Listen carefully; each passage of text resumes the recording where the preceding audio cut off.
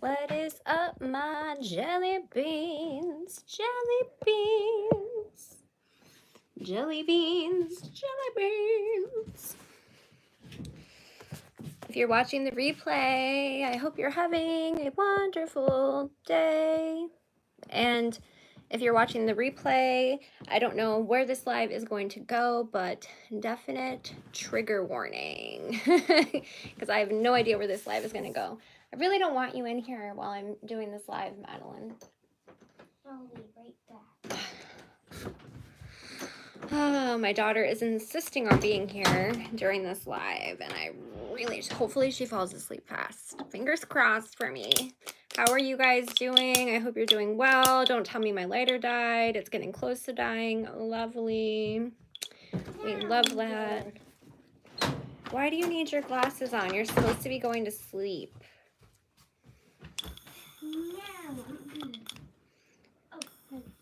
You're supposed to be going to sleep.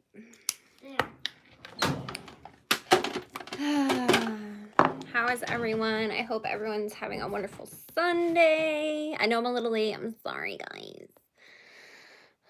Hello, unknown. Hi, Fuzzy Stars. Hi, SMC129. Hi, Amanda. How are you? Hi, Kelly. Hi, Tabitha. Hi, Little Indigo. Hi, Kayla. How are you? How is everyone doing? I might have to grab my hair clip because my hair is already driving me crazy. I need to do my roots so bad. I'm gonna wait and see if anybody else is gonna come on, and then we will just start discussing. By the way, if you notice this, I'm sorry. I know it's gross. It's a burn. Can't do anything about it.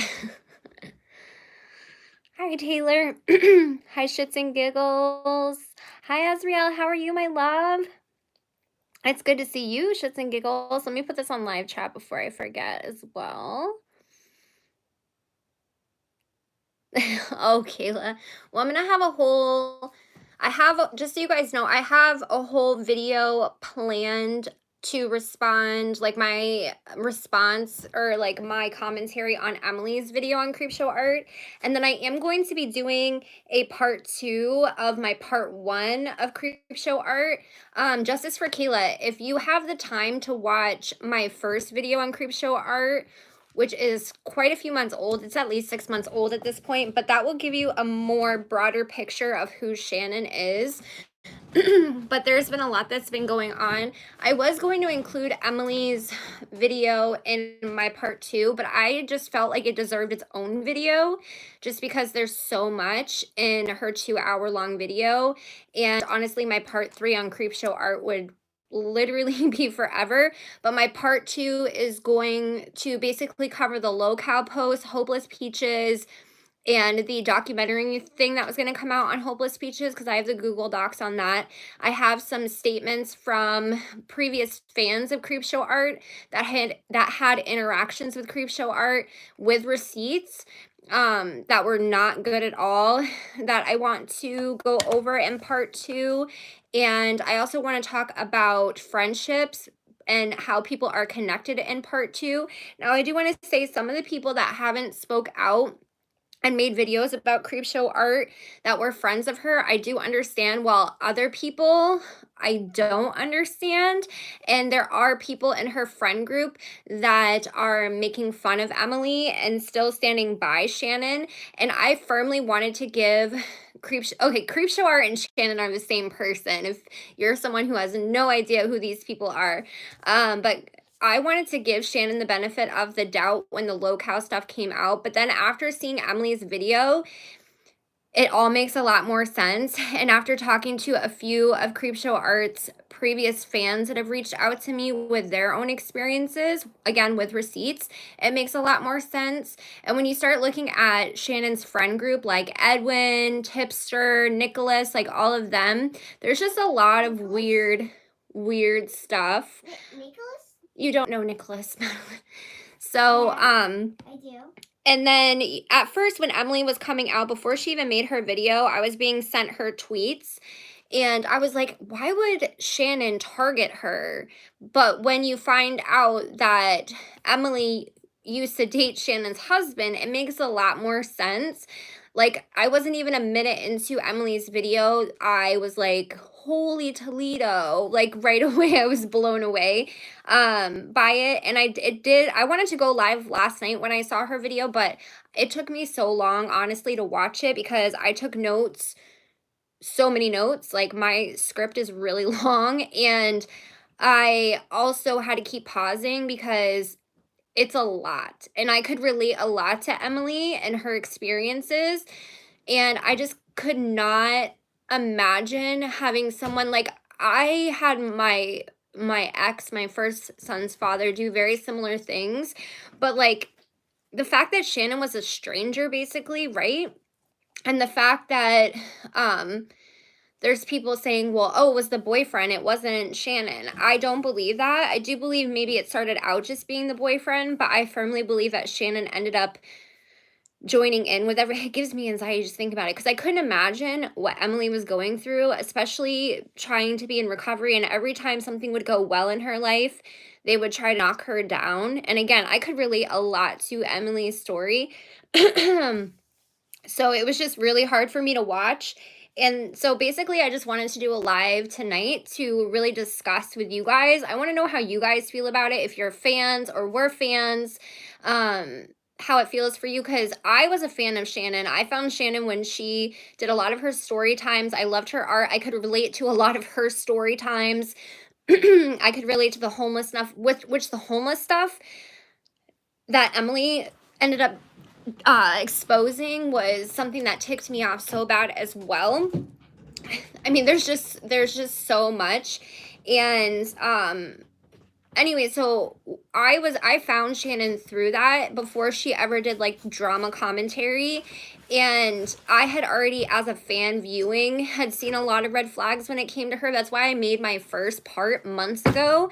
And I knew there was red flags with Shannon, but I never expected for it to be as bad as it is. And I have to ask, like, do you guys think that she can come back from this? Like, do you think that I mean, even when she was called out on the locale stuff, she didn't take accountability. And I feel like she threw the stalker stuff out because she maybe possibly thought that Emily was going to come forward and she was gonna try to turn it back on Emily, maybe.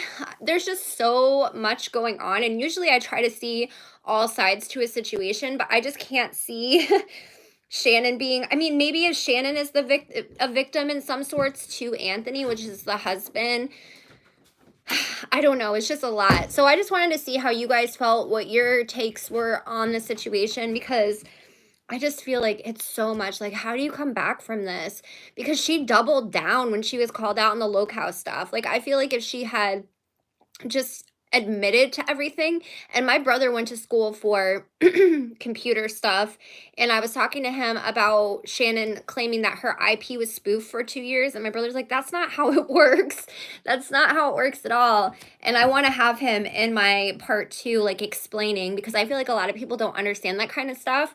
And because Shannon has a younger fan base, and I know she has younger fan base because I can look into my analytics, and anytime I talk about Creepshow Art, Shannon, my analytics from 13 to 17 go up in viewers only when I talk about her. So I truly believe that she does have a younger fan base. I mean, she obviously has people that are like our ages as well, but I do feel like she has a good amount of young people watching her. So yeah, it's crazy. Am I around, lovely Lena? I'm here, my darling. How are you? Oh, no problem, Ginger. Sorry, I'm just seeing it, but don't worry about it. If you can't be here, it's okay. I'm sure if you saw my video, Kayla, Justice for Kayla, I'm always gonna call you Kayla. Um, I'm sure if you saw my first video, you'd probably know who I'm talking about. I'm sure you've probably seen one of her videos before. My hair is gonna drive me crazy. It really did, Sam L. As an ex-fan of Creepshow Art, a lot of this makes sense, and I'm both shocked and not surprised, you know? No, I agree with you, Azriel. Like, I feel the same way. Yeah, it was really hard to watch. Shannon and her boyfriend shared a phone for quite some time. Yeah, which is really weird to me as well. Like, why would you share I don't know. Like, it's kind of like the joke of the Facebook couples, like that have a joint Facebook. It's like, I don't know. It's really, I mean, I could understand because they were like homeless living out of their car, right? Maybe if they wanted to save money, but like they were homeless by choice.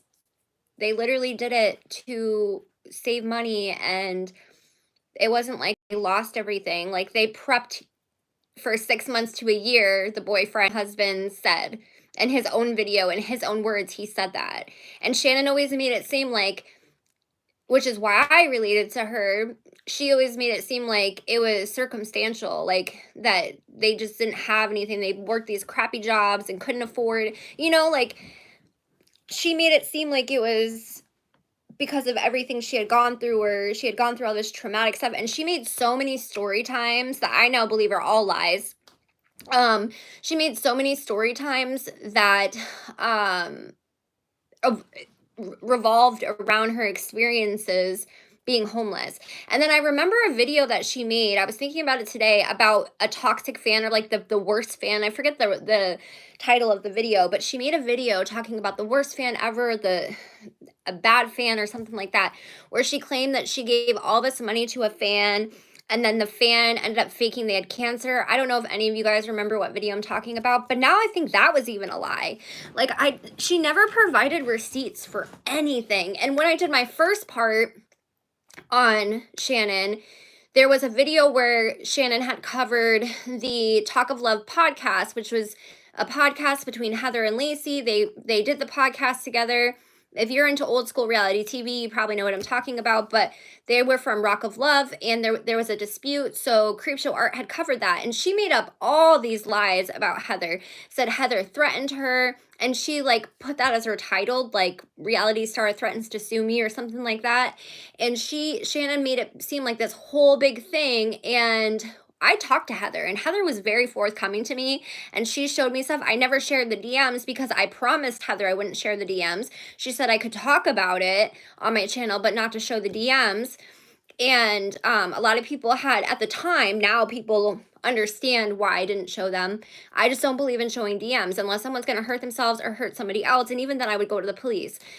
But anyways, so uh, I didn't share the DMs, but Heather was very forthcoming and told me that I could talk about it. And that was my proof there that a lot of what Shannon was saying was BS. And I tried to watch Shannon's content after I made my first part, and I just couldn't do it anymore because her research was so crappy. And people tried to tell me she was a rant channel, and I'm like, okay, I can get down with that. But the misinformation was what was so mind blowing to me. And the fact that she is holding all these people accountable, but yet she can't even put her ego aside to admit to her own mistakes. And she's very good at like manipulating. And the love bombing was another thing that's very red flag because she would like say, "Oh, let's go bully so and so with so much love." And it was just really bizarre, you guys. Oh, no problem. Is it Xylee Gets Real? Oh, I think I need to check out your channel. Xylee, I think is how you say it. If I'm wrong, let me know, but I've been recommended your channel before.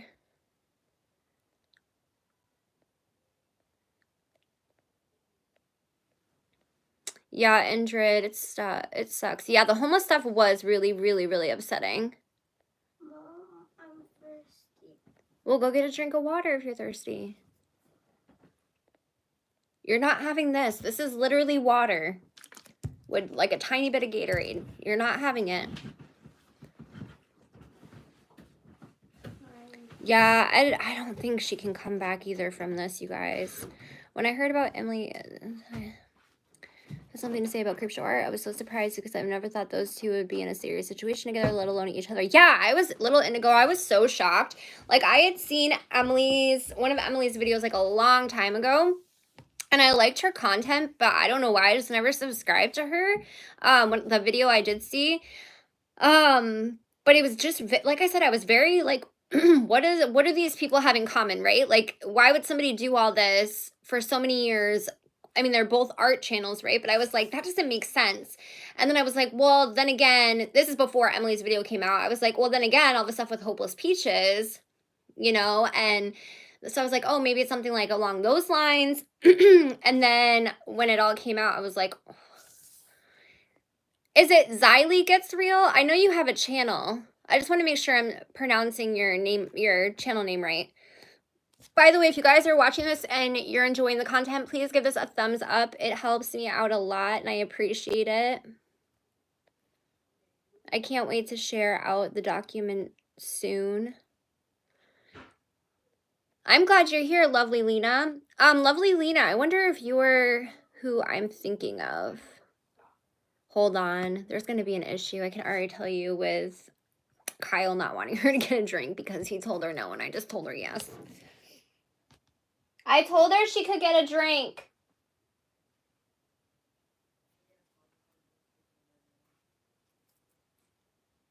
He's like, let me guess. Mommy said you could sleep in the bedroom.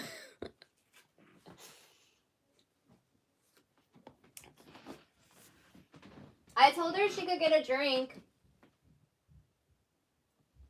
It's okay. Sorry, guys.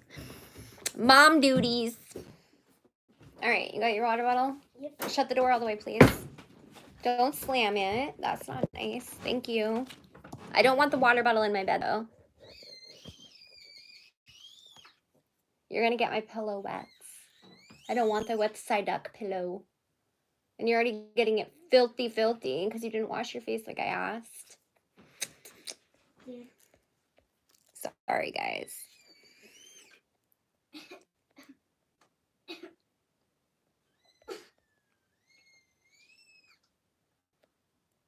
Yeah, I agree.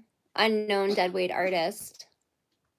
To be honest, I think despite the possibility of Shannon being a victim to her partner, the things she did are really bad and excusable in my opinion. I think her career is over. I agree, Azriel. And like, I always want like the best for people and I always want to believe that somebody wouldn't do something like this, but I also know that people like this do exist in the world. It's just so sad. And the other thing too, I said this in my script, but like you could, all through Emily's video, you could feel, not only feel, but hear the emotion throughout the whole video from Emily, right? Any video that Shannon has done where she's getting emotional, it never felt genuine to me. Like it felt very played. Like a lot of her personality just felt very phony, if that makes sense. And I'm not trying to be mean, but it really did. And the fact that like Shannon allegedly would hold all this stuff over Emily, like stuff that she had done in her past when she was addicted to stuff and all that other jazz, is just so disgusting to me.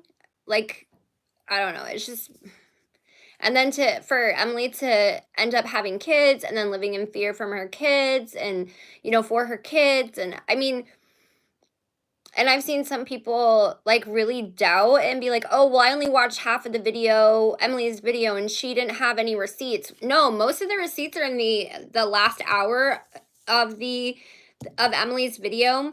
And if you watch the last part of Emily's video, it ties everything from the beginning together. So if you only watch the first hour, you're not going to get the complete context. The first hour is basically an introduction and showing kind of like how the story starts, right? You know what I mean? Like if you don't watch the other half, it doesn't all come together. The other half makes it all come together. I hope I'm making sense. If you've seen the whole video, I'm sure you understand what I mean, but I've seen quite a few commentary channels say that. Like I only watched half of it and there was not quite a few, I've seen a few. There was no receipts and blah blah blah blah blah. I only believe stuff with facts and I understand because I'm really big on showing receipts and showing proof of things. But I don't know. It's just so hard. Again, I want to, oh, okay, lovely Lena. I thought you were somebody else because I've been talking to somebody in the DMs about something and they have a ton of documentation about the way they were treated. It's so freaking sad. And mind you, this person did say something that was really awful, but what they got in response, especially being as young as they were, is disgusting in my opinion.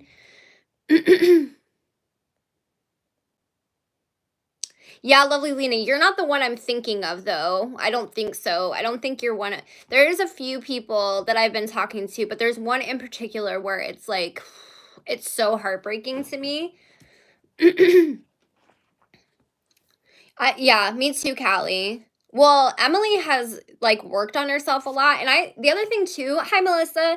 The other thing too with Emily is that I appreciate during this whole 2-hour video that she made, she never once tried to make herself seem better than, and she admitted her faults and took accountability for her faults and where she messed up um in life and just in general, and that's amazing. And it wasn't like in a way where it was like condescending or like like flipping like how Shannon would do, where she would be like, oh well, I take accountability for this but blah blah blah blah blah, and then get emotional and talk about something that has, you know, nothing to do with what she's holding herself accountable for. And again, my part 1 on Creepshow Art, I feel talks about a lot of things. I definitely could have done better with my part 1 on Creepshow Art. That was my first deep dive ever, and the audio was absolute crap, but still, I think it shows a lot of Shannon's behavior.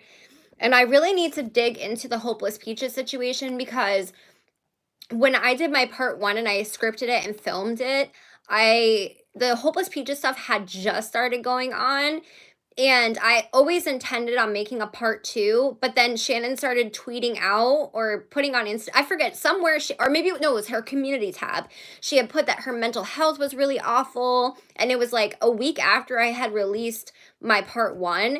So of course I felt really bad because my video blew up really fast for my channel. At the time, I didn't even have 1,000 subscribers when I made that video, and it blew up. And I thought it had something to do with me, so I didn't make a part 2 ever, because I was like, oh, I would never want to make content on somebody when they're open about their mental health not being really well, right? So, or at least I would try not to. It's gotten to a point with Gabby Hanna, which my Gabby Hanna video is coming. I've been trying to edit that, but then all this stuff has happened with Creepshow Art that it's been a mess. But like Gabby Hanna now, I can't believe Gabby Hanna when she says her mental health is bad, because she lies all the time. But for the most part, I try not to. Hi, Equinox. Oh, no problem, Asriel. I just appreciate you being here.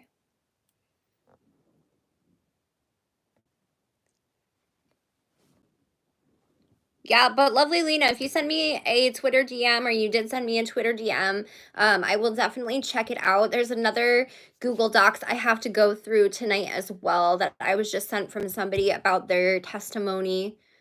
There's so much, you guys. And it's kind of like turned into domino effect, because now that the locale stuff has come out, now that Emily's come out with her situation, Hopeless Peaches is talking about her situation, I swear I need more of me, because I work so much and I'm like trying to keep up with everything. I am so envious of these creators that just sit at home and can create content all day and be on top of everything all day. I wish I could do that one day maybe. But I really need to catch up with the Hopeless Peaches stuff, because Hopeless Peaches has come through and shared a lot of her stuff and like what they went through, and so many people are expressing what's gone on with them. And there's people that have reached out to me that were fans that had horrible experiences, which to me is just so gross, because if you're like going out of your way to contact fans or people that don't like you, that's really weird, especially again when a lot of them are really young. It's mind-blowing to me. And that's the other thing too, through Emily's video you can see the stalker, allegedly Anthony and Shannon, would try to convince her that it was a minor stalking her, but it didn't make sense because of how many years had been going on. And isn't Shannon someone who is an advocate for minors, and an advocate for things happening to minors and her standing up against that? I'm trying to be vague, but you know what I mean, with essay and things of that nature. So, like, you're gonna try to convince somebody that their stalker is a 15-year-old boy. It's just very freaking weird, man. It's like weird. And I'm so proud that and then when that's the other thing too, when Emily finally does have the courage to stand up to Shannon and confront Shannon about it in the DMs, the harassment just stops. It's just very coincidental. And even when Emily confronts Shannon in the DMs, right? Shannon even tries to put it in her ear as she's agreeing with Emily, like, oh yeah, I'll give you my P.O. box and this and this. Shannon tries to put the bug in her ear of, oh well, this was also somebody else's somebody else's name was also on this P.O. box with us too, so it might also be tracked to this, and to it could be this person. Instead, it's not us. This isn't why it's us. It's just so all of it. I'm like, how did she have this much time on her hands? How did they have so much time on their hands? Is this what she was doing when she couldn't research her content? I mean, instead of doing all this, she could have been doing proper research, in my opinion. That's how I feel. I just feel so bad too for like Ready to Glare, Ashley Lilly, like all of these people that I feel are good, genuine people on the platform. I don't think Edwin or Tipster or any of those people are decent people, Repzilla or any of them, but I do feel like Ashley Lilly, Ready to Glare are good people, and I feel really bad for them. And I don't agree with people demanding videos from them because this must be a huge shock to them, especially Ashley Lilly and Ready to Glare. I feel like there's a few others I feel like are genuine. But then again, it also makes me crazy because then I'm like, how, like, look at the John Swan situation, right? And then all of it, all of it is just so crazy. It makes you think, like, is anybody who they seem? Is anybody who they seem? Is it the new, is there a new insider article, Azriel? Because I know there was an insider article that named Creepshow Art as like one of the next big channels to look out for. Because I remember when that came out, and they also named Adam McIntyre as one of them as well. And I'm like, I have a lot of issues with the insider article writings. I used to source them in videos, and I don't anymore.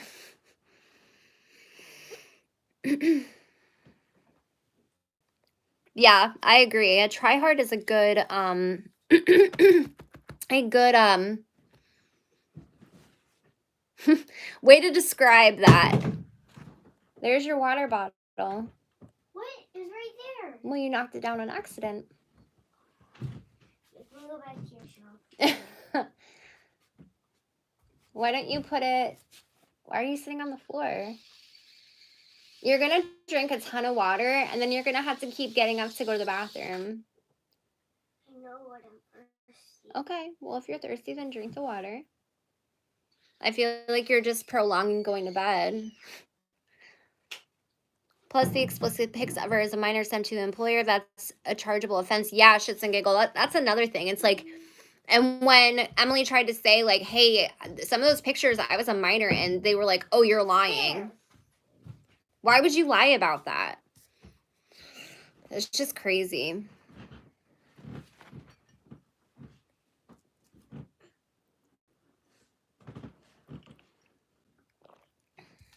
Lovely Lena, are you, I'm so confused. Are you the one who just sent me the document, the Google document that it was sent to me around 5 o'clock? With Creepshow Art, it's weird how she makes all these claims and stuff, but never shows proof at all. Like, I don't know about anyone else, but I never seen her do it at least once. Little Indigo, exactly. And I even put this in my script. I said, even if Emily had shown one receipt, that would have been one receipt more than Creepshow Art has ever showed for any of her stalking or harassing or threats or any of this jazz, right? And I even put it in my part 1 video. It was a very small portion of the video, but I put it in there. I said, Creepshow Art comes for without a crystal ball for all this stuff. Again, I've made my stance very well known on Katie Joy, but she comes for Without a Crystal Ball saying all this stuff, but yet Shannon, has the same exact behavior. She's done the same exact things. She dug into Jaclyn Hill's family's lives, okay? She made a whole ass video about it. Shannon did. She did so many things that she accused and went after KJ for. She just deleted it all. And then she was coming after Without a Crystal Ball for deleting stuff when she would do the same thing. So, and I also mentioned in part one, again, very small portion of how I've never seen someone on YouTube get as many threats as Shannon claims she gets, have as much harassment, and all this other jazz. Never, never, ever had I seen it. Ever. It was just very bizarre to me. And as a YouTuber, yeah, you get hate, you get threats, right? Like, that's just part of it. Sadly, it is, it's part of it. But not to the extent that she every time she didn't put up a video for a long period of time, or it was always this really long community post. I so wish I had screenshot some of these community posts that she would make. It would always be these really long posts about how X, Y, and Z happened, and it would be like so dramatic and like over the top and scary, really, when you think about like if that's happening to somebody, right? And then she also lied and said that Without a Crystal Ball tried to take her channel down and all this stuff. No, Without a Crystal Ball privacy claimed a portion of her video. She did not copyright strike her channel. She did not come for her channel or any of those things, right? And I know that KJ is out there right now trying to blame Without a Crystal Ball for all this stuff. I mean, Without a Crystal Ball is out there trying to blame Creepshow Art for all this stuff. And I know people are like mad at Without a Crystal Ball right now, saying that she's making it about herself and all this other stuff. But a part of me has to agree with some of it, because Creepshow Art did intensify that situation. And then Emily Baker was getting tons of threats, and tons of weird stuff was happening with people trying to hack different, like, I think it was Emily Baker and Salts, and there was other people that their emails and their Instagrams and all this stuff was going on, and everyone thought that it was KJ. But now I'm wondering, and some other people are wondering, if that was Creepshow the whole time. Because it's a pattern of behavior, right? With all this stuff that was coming out, it makes you wonder how much stuff was Without a Crystal Ball blamed for that wasn't her. And again, I always say I don't agree with a lot of the stuff that Without a Crystal Ball has done. You can look on my channel. I've made videos on it. But I feel like so many people hate Katie Joy that they'll run with any narrative to make it. Anything that Katie Joy does, people are going to hate. And they're going to find any way to nitpick it and tear her down because they just don't like her. It's kind of like the Onision, right? They just love to hate her. So, hold on. Thanks to all the hateful and envious people who are against Miss Ashley Cat. Made her over 8K last month. Thanks to all that helped her. Well, I don't watch Ashley's content, the number one and only Denise. I don't watch Ashley's content. I haven't made any videos on Ashley for a little while now. I do still have my series coming out, but that's kind of why I stopped talking about her, because I do agree that it was bringing more awareness to her than it should have been. But I do still feel like it needs to be talked about. But that's all I'm going to say about Ashley, because this live is not about Ashley. And if she's making 8K, it's because people are super chatting her as well. So, just saying. I can't do anything about her getting monetized and being monetized. I've tried my best, and I'm done losing sleep and going crazy trying to get someone help that doesn't want help, and trying to get someone not monetized when they're going to be monetized anyways. So there's nothing I can do about it. Is it? No, it's not. No, it's not, lovely Lena. Thank you, Callie, for linking that. Callie, one of my moderators, guys, by the way, always links resources if you guys are in need and need to talk to somebody. So if you're wondering what those numbers are, that is what they are. Aw, thanks, Sam. Yeah, a lot of you guys found me through my Creepshow Art video. Like, a lot of you. And I want to thank you guys as well, because I was able to finally get monetized on YouTube after making content for over 3 years because of the support from you guys on that Creepshow Art video that I made months ago. And I was so scared to put that video out because I knew that she had a very loyal fan base and a lot of friends in the community. And I worked on it for so long because it takes me a very long time to make content. I'm not as fast as everybody else because I do work a lot. I have 2 kids. YouTube is not my main thing. Not yet. Maybe one day, hopefully. So I was just so petrified and nervous when I put it out, and I was actually blown away with how receptive everybody was. And I didn't feel as not crazy isn't the word that I didn't feel so like I felt like I was the only one that felt the way that I did. I guess is what I'm trying to say. I do enjoy your content. Keep up the great work. Well, thank you, Denise.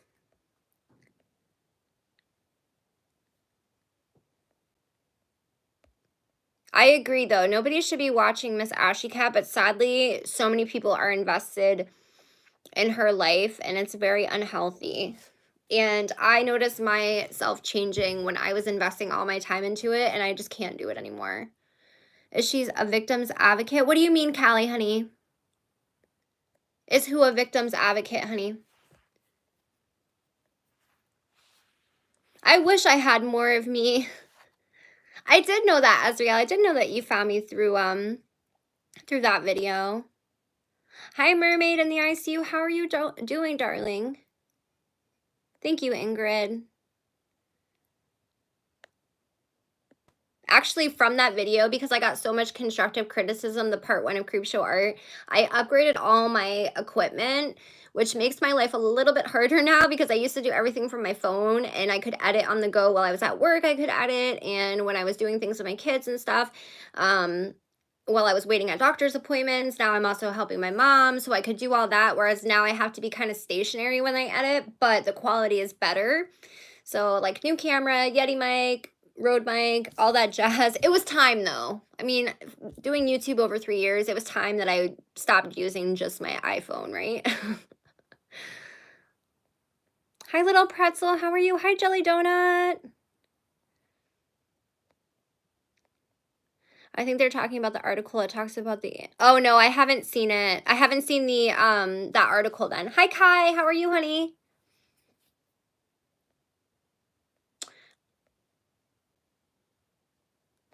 Yes, yeah, I haven't read that article yet. It's so weird that Insider has an article about the locale situation, but they literally said that she was like the next upcoming thing.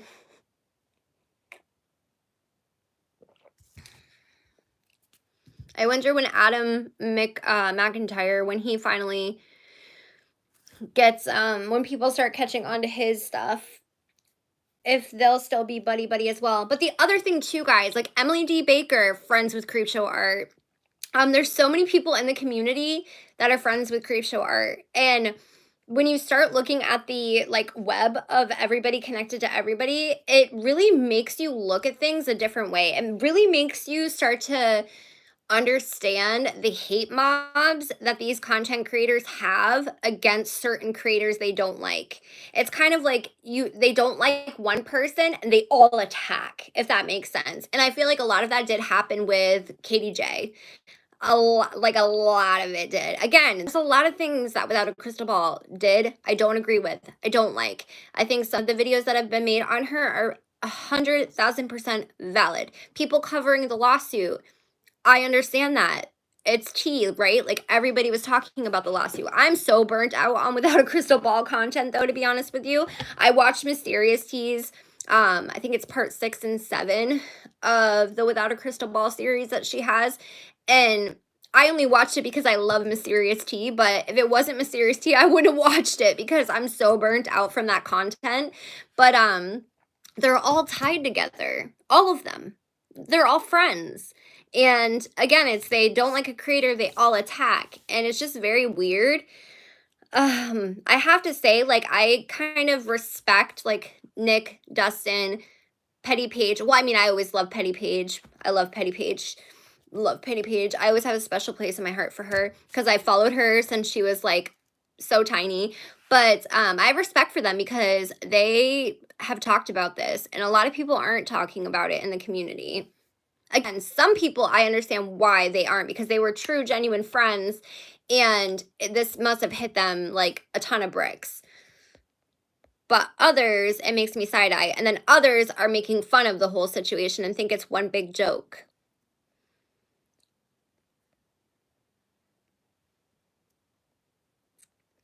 You've literally tried just about anything to help her, even putting her before your own health. In my opinion, there's nothing else you can do. Yeah, Kayla.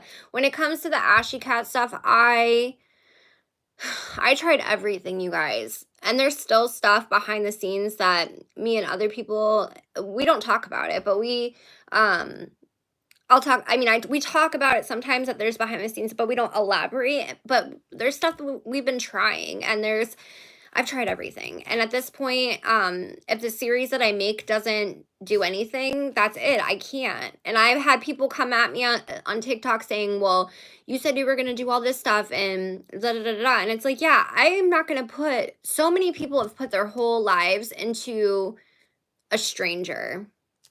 They watch every single minute, every single thing this girl does. They analyze what she wears, what she eats, everything she says, if she brushes her teeth, if she brushes her hair, they zoom in on everything. And to me, that is just so crazy. We know she's a liar. We know she's using. We know she has addict behavior. Why is it all surprising anymore? To me, I just don't get it. And we're not going to be able to get her help because she doesn't want help. Sadly, she doesn't want help. I would love for her to want help. Oh, I'm glad to hear that, Beckon. How are you, darling? Aw, thank you. SMC129. Are you making another Shannon rant or commentary? What do you mean, Kai? I don't think I made a Shannon rant. Well, I guess my like live stream about the locale stuff was kind of a rant.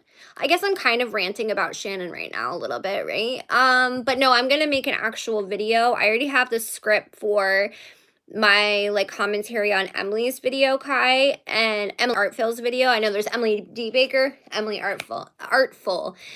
So I had said this earlier, but I don't know if you were here, Kai, but I had planned it on originally just making a long part 2, including Emily's video. And I had thought about doing that before Emily came out with her video, but then she came out with her video. And when I was watching it, I have so many notes and the script is so long. I also think overall it deserves its own video. And the part 2 video on Creepshow Art that I will be making, that I always intended on making, will include Hopeless Peaches fans and ex fans and people that received messages from Creepshow Art, like from her actual account. It's not a sock account. Going into that and their experiences. Very sad, really. Talking about the Goon Squad, connecting the web, because I think that's something that I wanted to get into with part 2. I talked about at the end of my part 1 of Creepshow Art was the Goon Squad and her relationship and friendships, and how it was very hypocritical to what she said she stood for, but yet she associated herself with certain people. And so many people commented under my part 1 saying, "Can you elaborate more?" And I always intended to, but again, when she was talking about how bad her mental health was, I felt so bad. I thought I had something to do with it because my video was doing really well. People were tweeting about it, and I figured she had seen it and it was affecting her mental health, and I just decided no go. I just wouldn't do it. And then I had seen that she did delete, or not delete, but private the Jaclyn Hill video. Not the Jaclyn Hill video. It was another video I'm trying to think of. No, it was the Jaclyn Hill video, I think. I don't know. There was a few videos that I had talked about that she had since taken down, and she had talked about a few things. So I was like, okay, maybe like she took the constructive criticism, but I was wrong. And honestly, like, again, deep dives take me so long, you guys. That's why I'm never as fast as everybody else when it comes to talking about stuff, because I have to go through, and I don't even know how to search for tweets on Twitter. I have no idea how to do that. I had somebody help me today, TP, who comes in here a lot, who's amazing. They helped me today and sent me a bunch of tweets, because I don't even know how to search for tweets on Twitter. Like, there's so much stuff that I don't know how to do, and I honestly don't have the time to sit on Twitter for 5 hours trying to go through hundreds of tweets to try to figure out this, that, and the other. I am one of those people that I screenshot stuff as it goes, like as it's happening. And if I don't see it happening, then I have no idea. And then it takes me so long to backtrack because I just don't have the time to sit there for hours to do that. So I have to literally sit down and dedicate time to do that. And I'm ADHD on top of it. So I'm always like, and then I got the kids. It's a lot. So I feel like I'm making excuses, but really it is a lot. And sometimes I have to choose, am I going to sleep? Or am I going to sit on Twitter or Instagram or watch a 5 hours worth of content, like the Hopeless Peaches stuff? I have to dedicate a whole day to sit down and watch all of the Hopeless Peaches stuff, because I saw some of it go down. I have notes about some of it, but she's come out with a few videos in the last few days that I want to go through and talk about. And there's been other weird stuff in the community as well from friends of Creepshow Art. There's so much, you guys. Like, there's been thumbnail issues, title, like there's so much. And yeah, it's just crazy. But that's why I wanted to talk to you guys, because not sometimes, most of the time, you guys bring insight, because you guys, some of you guys you keep up with a lot of it, because they're some of these people are your favorite creators. So you guys have a lot of really great insight. So that's why I like talking to the community about a lot of things, because you may say, oh, well, did you know this? Like the Insider article, I had no idea about that, but you guys knew about it, right? So now that's something that I can check out if I wanted to see what they had to say.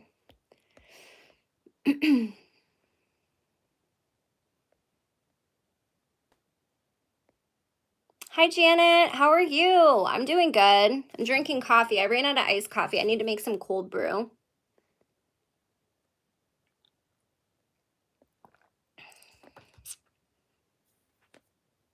Aw, you guys are so sweet. Thank you. I'm so blessed to have such a great community. Yeah, Nancy, a lot of people have said that to me, actually, that they started, like, the red flag started going off for Shannon when the Jaclyn Hill video came out. And the crazy thing is that so many people felt that way, that that video was in poor taste. And that's what set off the whole Hopeless Peaches and her fight. Well, according to Shannon, if I remember correctly, I could be wrong, but if I remember correctly, that is what set off their fight, was that Hopeless Peaches did not agree with the Jaclyn Hill video. And Shannon stood by that video, y'all. Like, that video was up for a very long time. I honestly think the only reason why Shannon took it down is because Jaclyn Hill put it out there that her father passed away. Because even Jaclyn Hill tweeted about it and was like, this is so disgusting, blah, blah, blah, blah. I'm pretty sure I put Jaclyn Hill's, yeah, I did. Jaclyn Hill's tweets to Creepshow Art about her video in my part 1 video, because Jaclyn Hill was absolutely disgusted by it, and Creepshow Art stood by it. She stood by that video. It was disgusting. She lied so much through that video, which I point out in part 1 as well. Like, I'm telling you, if you have not seen part 1 of my thing on Creepshow Art, definitely check it out, because there's so much stuff in that video that people that have just found her may not know about. There's a bug going crazy in here. wondering how they're getting in this room. I'm telling you, they're coming in through my AC or something in my window. But I just feel like there's so much stuff that people don't know because she would delete it, or she would again hold herself accountable but then end up and saying, "Well, I'm not the same person. I was once homeless." And yeah. Oh, bugs don't bother me, Callie. After living in Florida, they don't bother me. Yeah, exactly, Callie. My channel, my way. I know, but I feel really bad sometimes because I know sometimes I'm like, oh, I'm gonna do this, and I always am like, I have a time frame of when I'm gonna do things, but things happen. And if I'm working, say, 60 hours a week because it's summertime and restaurant is short staff right now, everywhere, not just my work, everywhere is. Um, I can't give as much as I want to create the content that I want to, and it sucks because sometimes I'm like, should I even post this video? Because does anyone care? Because everybody else has already put their opinions out there. What else? What else do I have to offer? You know what I mean? And that's why going live sometimes is easier for me because I can talk about it in real time with you guys and we can discuss it. But I do love doing research. It's like one of my favorite things to do is script writing. I actually love editing, script writing, and research. The filming is probably the thing I don't like the most, to be honest with you. It's the fastest thing. But yeah, it just sucks. And I feel like a lot of people don't realize that not every content creator does YouTube full time. Not every content creator can be so on top of things. But again, sometimes I do. I feel really bad because I'm like, ugh. Like when I get off this live, I still have to edit my Gabby Hanna video. And now I feel like, will anyone even watch this video? Because I mean, yeah, it's my perspective, but and everybody wanted to hear my perspective on the Jesse Smiles stuff, but literally everybody's already put their content out about it. So it's like, you know, I do have a few other videos coming though that two other videos that I've filmed already that nobody's talking about. So I'm hoping you guys will like those. And everyone's talking about frenemies. I don't care about the frenemies stuff. Like to me, I'm over it. Oh, I love Black Wolf Company, shits and giggles. I really hope he does a deep dive. I think it would be so good. His deep dives are so freaking good. I love them so much. Like his channel, I see his channel blowing up because he is so freaking good.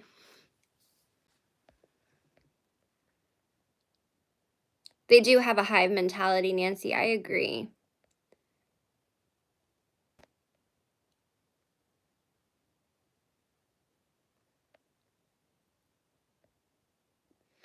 But like I was saying, the web of the content creators like connected to Shannon is so large. And it goes to small, very, very small creators to very, very large creators. Like I would say Keemstar is one of the higher creators. And then you have, oh, I can't even remember the girl's name, but I remember she talked about Emily Leah with the MLM stuff. I can't even remember her name. I don't like her content, to be honest with her. I don't even care that I don't care who's friends with who. Like, to me, that doesn't matter. The only reason why it's relevant, in my opinion, is it just shows how everyone attacks. And they're not super vocal that they're friends. So it kind of like manipulates the audience, right? Because, like, you have people who go into live streams and are like, "Oh, you're my favorite," or whatever, and like people are like fans are hyping it because they're like, "Oh, my favorite creators talk," or whatever, but they don't really fans don't really think about it in a well, I mean, I'm sure some do, but like some fans do not think about it fully. They don't it doesn't click to them like, "Oh, this creator and this creator and this creator and this creator are all friends." Right? They're all talking about the same person. They all don't like this person. So it's how do I put it? Like commentary channels, drama channels kind of like control the ecosystem right on YouTube, right? So if all these people don't like one person or a few people, they can all make content on it and they have a platform, right? And when you have people that are larger, all the way down to smaller creators making content about these people, it kind of manipulates the audience, right? And that's why I always say I never want people to agree 100% with me ever. Why would I want you to agree 100% with me? That's why I always link my sources.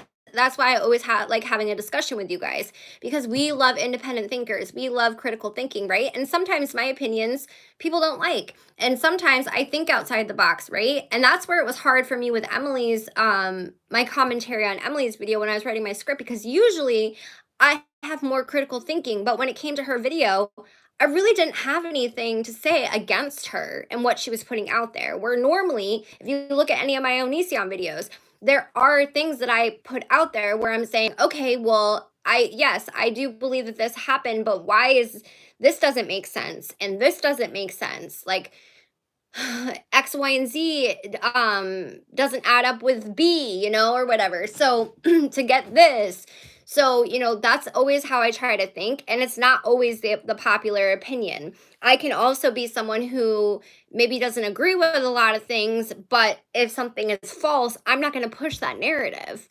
Like when people, I always bring KDJ up in this instance, and Onision, because I think Onision's a dirtbag, but there are some things that I believe he's telling the truth on, and I do believe are true. And same with KDJ. I believe some of the things that she says are true, but I don't agree with a lot of the things that she's done. But because they're hated so much, people will run with any narrative. Same with Ashley, Miss Ashy Cat. There's so many things that she does that are bad, but people hate her so much, they're willing to run with anything.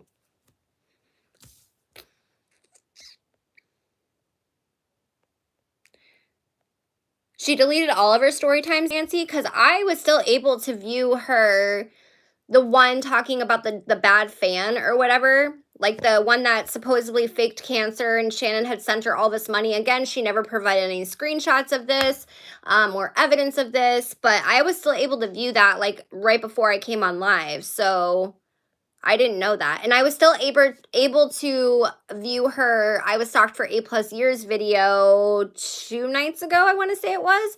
And then I had somebody comment on my Creepshow Art locale live stream that I did last week, and they were saying that her entire channel was scrubbed. They couldn't even view it. And I'm like, I can see everything just fine. Just her community posts I couldn't see because they were all deleted. And the other thing too, there was a time where Creepshow Art claimed that she was demonetized by YouTube Bully. And I remember she started her membership and all this other jazz, and a lot of people signed up for it because she had been demonetized. I wonder if that was even true. Like there's just so much stuff that I feel like she was saying just to get like the pity and for people to be like, oh my God, hashtag relatable, there's just so much. It's really a lot. When you like really sit down and think about it, it's a lot.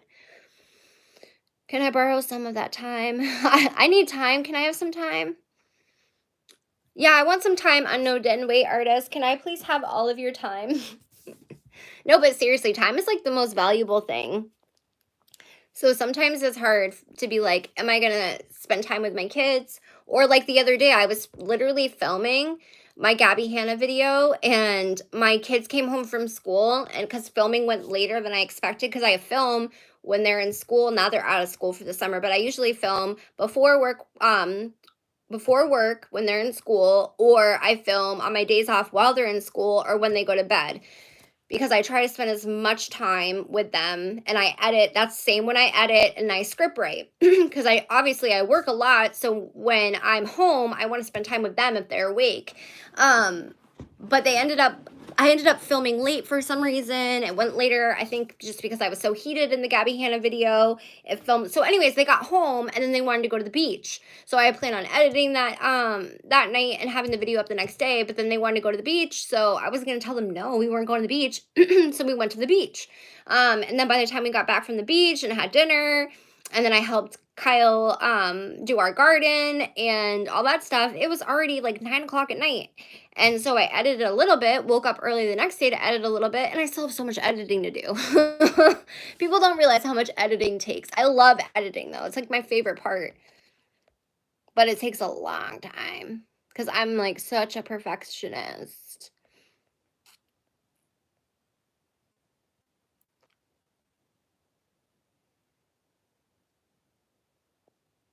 B family, I agree with you. I really want to do it. I've been saying this for a while. I really want to do a video like what happened to commentary channels, because literally what happened to commentary channels. It makes me so scared to ever try to form friendships with people that have the same niche as I do. I mean, I really don't have one niche because I kind of do anything on my channel. Good night, B family. But it really does make me wonder. Like, there are a few good commentary channels out there, but for the most part, it's kind of, they're all friends. They all have the same way of thinking. There's no substance. It's just, and some of these people that create content that come off as like white knights, I don't believe are genuine. And another creator I had always intended on doing a deep dive on, but hadn't and haven't done, but I really want to, is Repzilla, because there's a lot of stuff in his little skeleton closet. And we all have stuff in our closets, don't get me wrong, but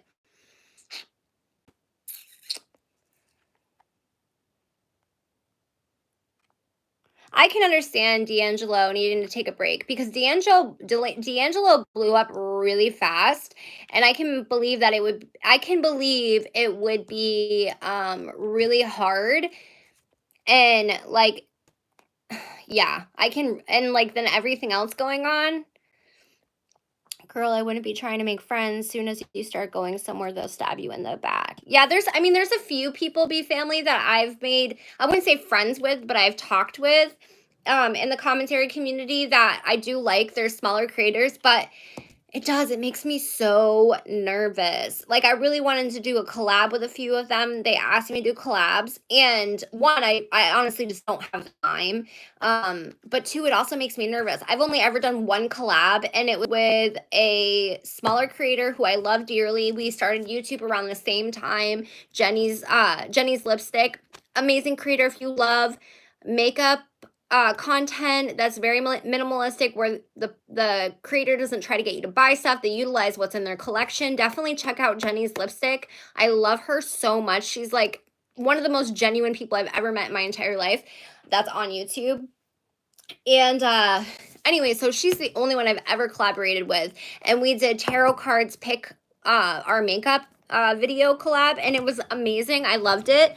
And that was like last year, I think.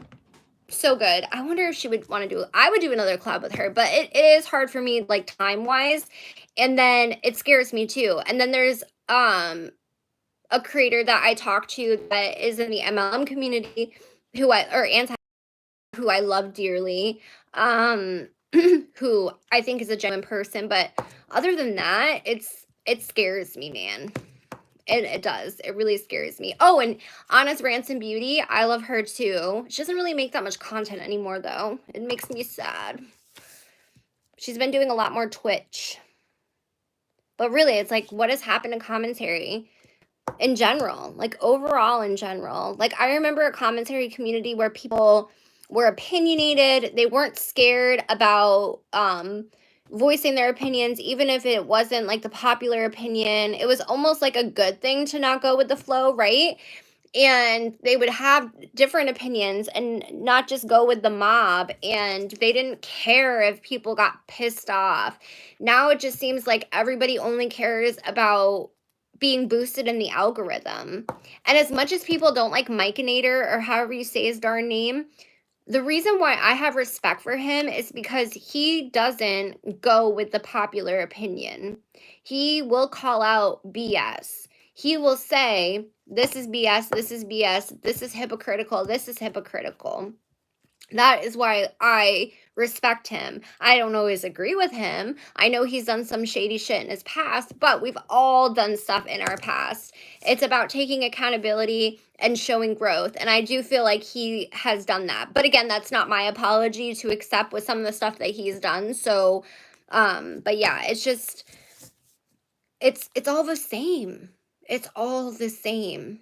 And I do understand it to an extent, because I can tell when I am more opinionated and kind of speak out against the crowd, my videos don't do as well, right? Like my Onision videos, when I watched the Onision documentary, There were a lot of people who didn't like what I had to say and took it as me standing up for Onision. No, it's not what I was doing. I was trying to give different perspectives and trying to get people to look at things a different way and not just going with, oh, we hate Onision. We hate Onision. You know what I mean, Jelly Bean? And that was the same thing with the Creepshow Art video. I don't make videos because I hate people. I don't have the energy for that. It's just because I'm like, okay, I have, these are my opinions. Yes, I know that that's not the popular opinion, but this is how I feel. How do you feel? And, why do you feel this way? That's why I make the content that I make, because I do enjoy hearing people's opinions about things, and like not the opinions that everybody else feels, if that makes sense. And again, Creepshow Art, all of them, they all have the same opinions. They're all making the same kind of content. They just have a different editing style. I mean, most of them even have the same freaking editor and thumbnail maker. You know? I'm like, all their thumbnails look the same. Oh yeah, they have the same person. They all hired the same person to do their thumbnails, which I mean is whatever, but it's just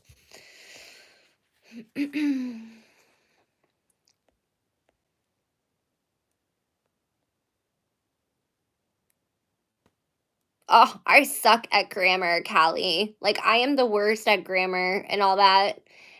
And I don't even care to get better at it, to be honest with you.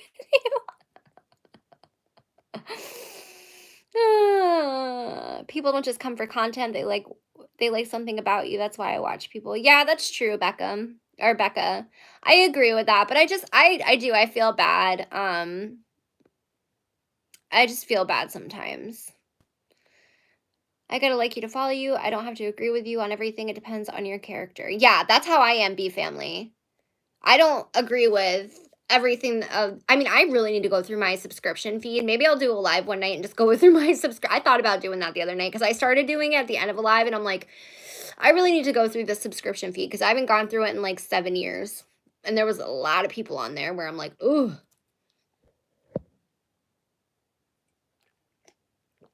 We put a lot of faith in your perspective on things no matter when you post it. Thank you, Austin. I agree. I agree. I appreciate that.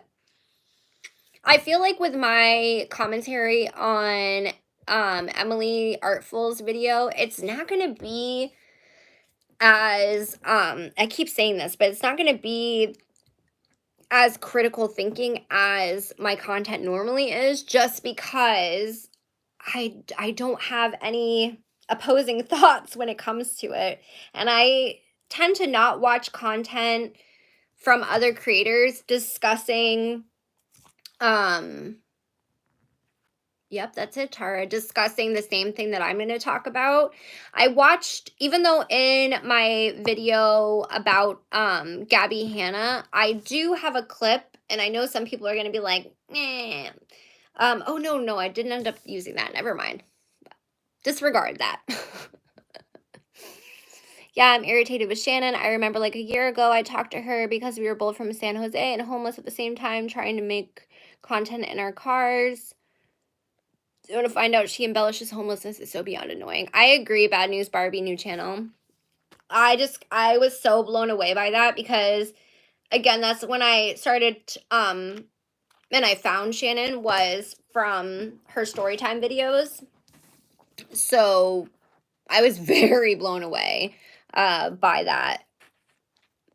Like hearing her boyfriend talk, like he made it seem like it was this like artistic journey that they were going on to like live out of their cars, and how he was like writing music the whole time and showed all their like tech gear that they had, and talked about utilizing the library and like all this other jazz. And then you go to Shannon's channel and she makes it seem like this traumatic, horrendous circumstantial situation, and how, yeah, hashtag van life, exactly. He made it seem like super edgy, and like he sounds like one of those guys that has like the ego as big as like the Eiffel Tower, right?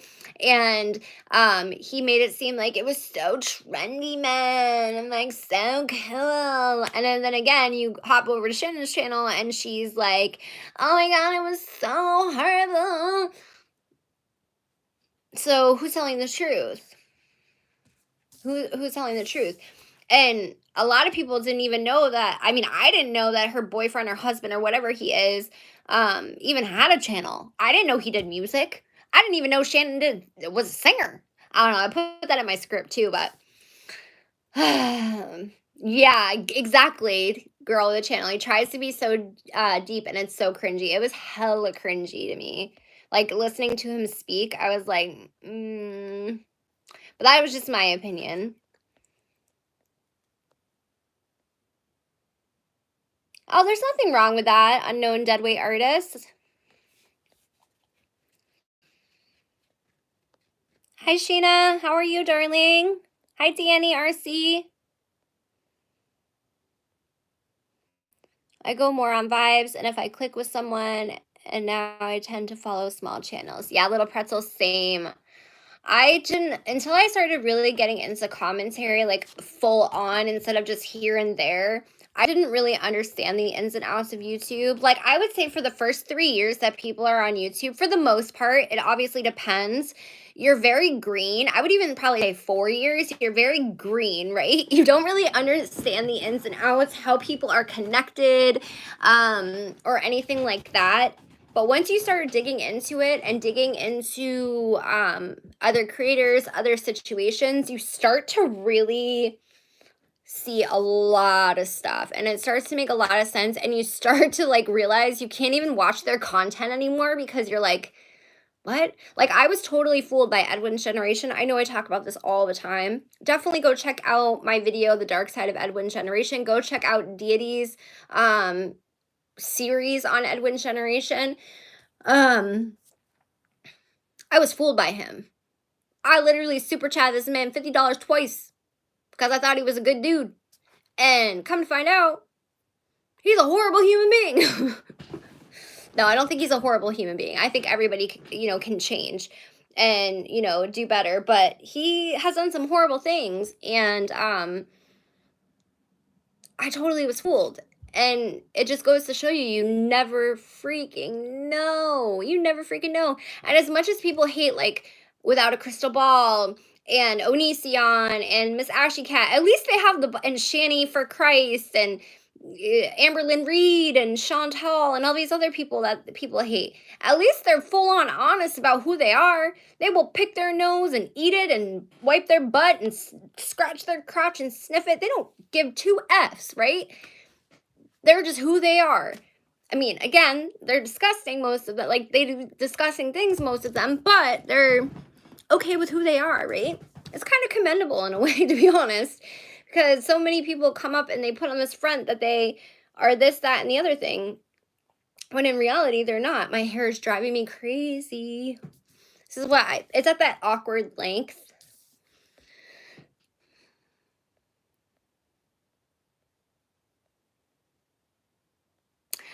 I have mentioned this before, Becca. I used to watch Peter Mon a lot when he was smaller because the whole recovery thing.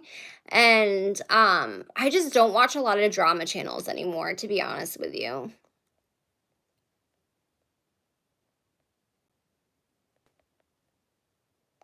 I had a paid background subscription service as part of my job. I've never used it to look up any other online creators. Shannon and her husband have been on the receiving end of 8 restraining orders.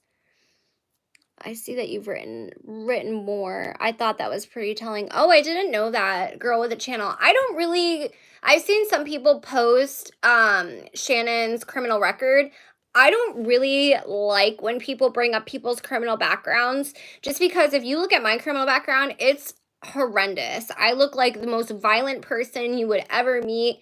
It's really, really, really bad.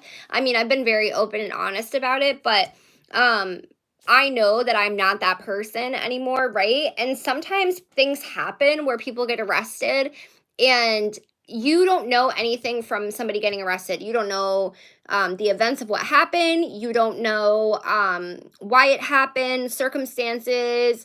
You don't know anything, right? You just know this person got arrested for this. So, I mean, restraining orders are a little bit different, obviously, but I've even had restraining orders put on me before. So, bogus ones, but Yeah. Lot Lizard Live. Oh my god, I love the Lot Lizard Live thing.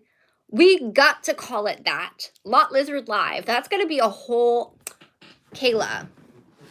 Kayla, I love that. Lot Lizard Live. I freaking love that.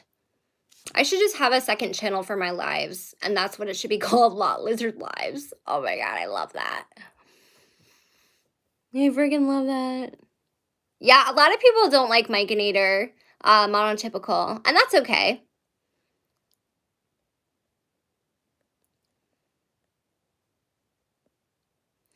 I'm scrolling back, guys. Sorry, I just want to make sure I'm getting as many comments as possible. Isn't off how Onision always calls out Shane and said he was a creep, and it was true. WM, that's what I'm saying. Like, there was a lot of things that Onision has been right on. Just saying. I also really want to do a video of creators that I like that you guys hate. So I need to do a community a community post where I ask you what creators you hate. I know a few of them on the top of my head that I can think of that a lot of people hate so much that I actually enjoy. I think that would be a really good video. Yeah, that's super privileged, WM, about the homeless thing.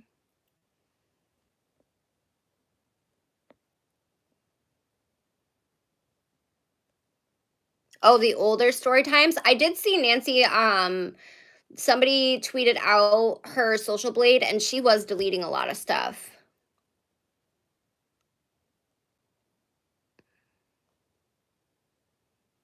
So I have an really interesting piece of info that I sent to Emily. Oh, really? Girl with a channel?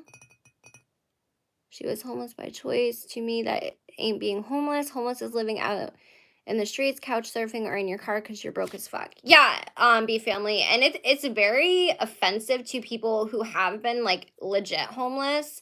And don't get me wrong, there are a lot of people who choose to be homeless. And I mean choose to be homeless like I met people when I was homeless as a child and also as an adult when I was in my active addiction as an adult when I was homeless several times for years.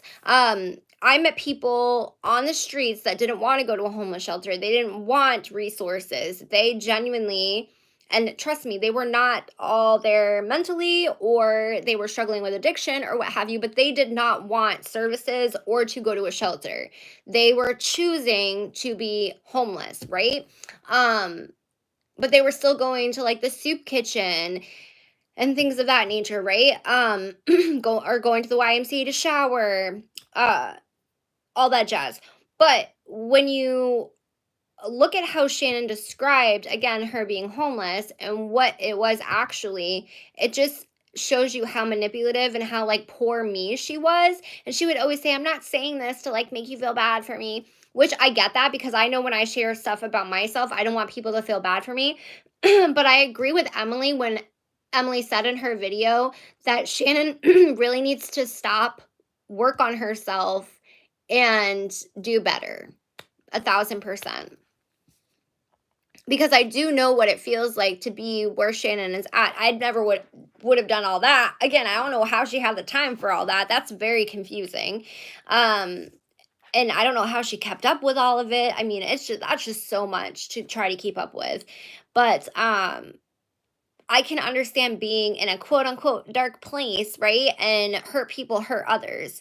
I just can't understand why someone would be so obsessed and harass somebody for so long over the smallest stuff, over a song, over your boyfriend slash husband, whatever, dating somebody. And this guy literally R'd Emily. And then Shannon made her stalking story and talked about this girl that it's just a lot that stole, or this girl who forced a guy to sleep with her who had a girlfriend, and this girl, and then another thing was this girl, like she took bits and pieces of Emily's life and put them into her story times and made it seem like it was happening to her or made Emily out to be like this bad person, which to me, I don't believe that that's all coincidence. I truly believe, seriously, I truly believe that Shannon was doing that in a way to, I don't know if entice is the right word, but a way to be like dangling that, if that makes sense, about Emily. That's just how I feel. And I would almost guarantee Shannon thought that Emily kept up with Creepshow the way Creepshow was keeping up with Emily. And Emily wasn't.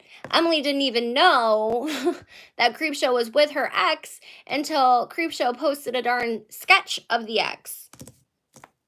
And Creepshow had started copying Emily way before Emily even knew they were together. But Creepshow knew who Emily was.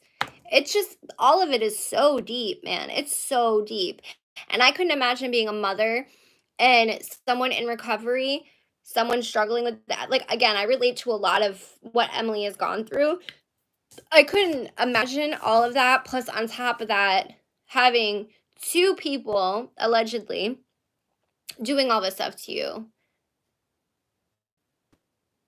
Like, one being a literal stranger.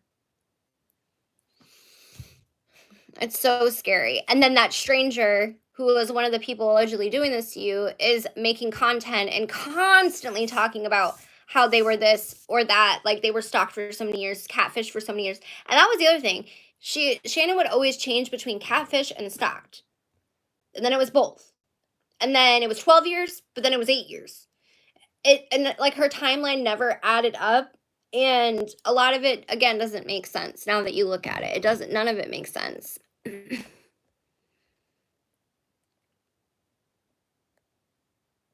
Thanks, Kayla. Hmm. Yeah, I could see that, Nancy. I used to watch Peter Munn so much that like Kyle would always do his intro when he would hear me listening to him. It's been so long since I've watched Peter Munn though. I think, and I've said this before, because of how little time I have to watch content, I love that Peter Mon does his content the way that he does it, but he doesn't edit. His videos are usually pretty, not, they're not long, but like, I don't know. It's just, it can, it's just, if I'm going to choose between spending 15 minutes of my time, usually I'm watching content to where, because I'm having to do research and I'm not getting that from Peter's videos. And I honestly prefer more long form content. Like, that's just what I like. I like deep dive videos. I like documentary type videos. I'm even burnt out on the anti-MLM videos, to be honest with you. I do still watch a few here and there, just to support. Like, I'll put them on when I'm going to sleep sometimes if I'm not watching ASMR, because I want to support creators that I like. But, like Savvy Loves Books, I love her. Monica Hayworth, love her. So I'll put their videos on, but I feel like their anti-MLM videos are different than some of the other ones that float around. I need to make a video on that, like content I am burnt out on, because I'm telling you, she does project a lot, Nancy. I agree, in my opinion. Oh, Demi Lovato, that's a whole other mess. Yeah, is it a struggle or is it fun? Which one is it? I agree. The right opinion would also be good, but he tends to wait until things die down before making videos. Yeah, I like some of his content too. Oh, it's okay, Callie. I don't know who Harley TBS is. Primic, Jay Aubrey, and The Right Opinion are your tops. Yeah, Primic hasn't made a video in so long, though. Let me say this. All of these friends she trashed actually enabled her. She would start hate campaigns on people, and they would follow her lead with videos. Absolutely, Blue Phoenix. I agree with you as well on that. That's what I was talking about earlier when I was talking about the web. And I feel like she was so good at love bombing that, you ever notice that a lot of the people that she hung around to have dealt with a lot of traumas and stuff? And I feel like Shannon is very good at manipulating people and making making them feel like everything's okay, they're loved by her, whatever you. Oh, I went through that too, girlfriend, you know. Um I know a lot of people are upset that Tamimi hasn't made it. I actually like Tamimi's content. I love Tamimi's content. I love Ready to Glare's content. I don't really watch Ashley Lilly, but I respect Ashley Lilly. And I know a lot of people are mad that Ashley Lilly, or not Ashley Lilly, Tamimi hasn't made a video yet. I did hear she's gonna be making a video, but again, that's like Ready to Glare. I feel like Tamimi is probably super shocked right now because like you think someone is your friend, right? And you think all these great things about them because you've had good experiences, and then all of this drops. Like that must be so crazy.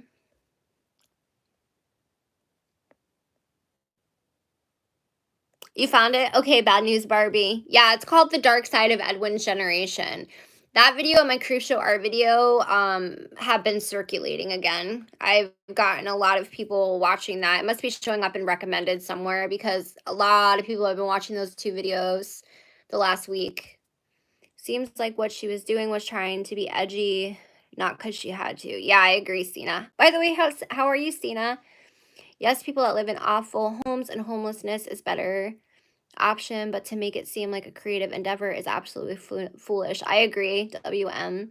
Maybe this is a fever dream, but wasn't there a trend on TikTok that glamorized living out of your car? Yeah, there's a lot of people that glamorize living out of your vehicle.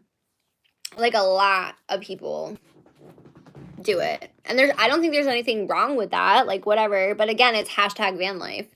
It's not, oh my gosh, like this shitty circumstance happened. I couldn't pay my bills and or I got evicted or whatever. And it just again it really irritates me. Like, do you know what it feels like to not have any clothes but the clothes that's on your back because you got thrown out and you have absolutely nothing with no money, no nothing. I'm glad that you were able to save up for 6 months to a year so you could go on your creative endeavor and get all this high-tech gear and what have you. Like, come the F on. No, thank you. It's just so gross to me. I couldn't with Shannon even when she would chat in Ewan's live. I blocked her so I wouldn't see her anymore. Yeah, I mean, like I said, I tried to support her until I just saw too many red flags. And it wasn't until I had already seen red flags, and I've said this before, but I was doing research to do a video on Creepshow Art and the not the copyright strikes, the privacy claims against KJ's privacy claims against Creepshow Art. I was going to do a video covering all that. And then I started diving into Creepshow Art during my research. And like I said, I like research. Once I'm down the wormhole, I just keep on going down the wormhole. And then all of this stuff, like I started watching old videos of her and I just started finding contradicting things. And then then I would start remembering other things because I had watched her for like 2-3 years, like a while. And it just kept leading me into other things. And then I had asked KJ, like, hey, did you strike her channel? She's like, no, I privacy claimed it because she showed my email, which again, I don't agree with that, but like, it is what it is, right? And she was more than entitled to do so, to be honest with you. But anyways, so I just started doing all this research, and then I talked to Heather from the Talk of Love podcast, and there was just so much and I could have made that first part one so much longer, but I didn't because I was like, I don't want to make this longer. I think it's like 40 something minutes, but I didn't want to make it an hour long because I love videos that are like an hour 20 minutes, but I know a lot of people don't like more than like an hour, so I was trying to make it under that, and if I had added anything else it just would would have been way too long. But there really is a lot out there. Even before all this low cow stuff and all that, there's so much stuff out there. Tara, what do you think about Harley TBS, Hopeless Peaches, and etc.? I've honestly never really watched Hopeless Peaches, and I don't know who Harley TBS is. I'm just going to be honest. I've watched Hopeless Peaches back when the stuff first popped off between her and Creepshow Art, and I genuinely felt bad for Hopeless Peaches. But I really need to like sit down on one of my days off this week and watch her content because I feel like she probably has a lot to say. I did a while ago. I remember Creepshow Art made a video because she heard that there was going to be this huge I don't want to say it was a docu-series, but it was supposed to be this huge video that was going to come out by somebody basically exposing Creepshow Art when it came to the Hopeless Peaches situation. This was a while ago. Creepshow Art made like a very scattered impromptu video about Hopeless Peaches once again attacking Hopeless Peaches and had linked the Google Doc in her description box. So I went in and I screen recorded all of it and just scrolled through. So I still have that. I need to look through that. There's so much stuff I have to look through and I need to dedicate time. It's going to be a little bit harder now because you think summer would be like great. No, summer is harder for me because the kids are home from school and they want to do things. But I fully intend on doing that. I feel like I need to get more into the art commentary side of side of YouTube. I have watched I used to watch Toby, I don't anymore. Who am I thinking of? I'm thinking of somebody. They are a card. They do animation. Why can I not think of who they are? I can't remember right now.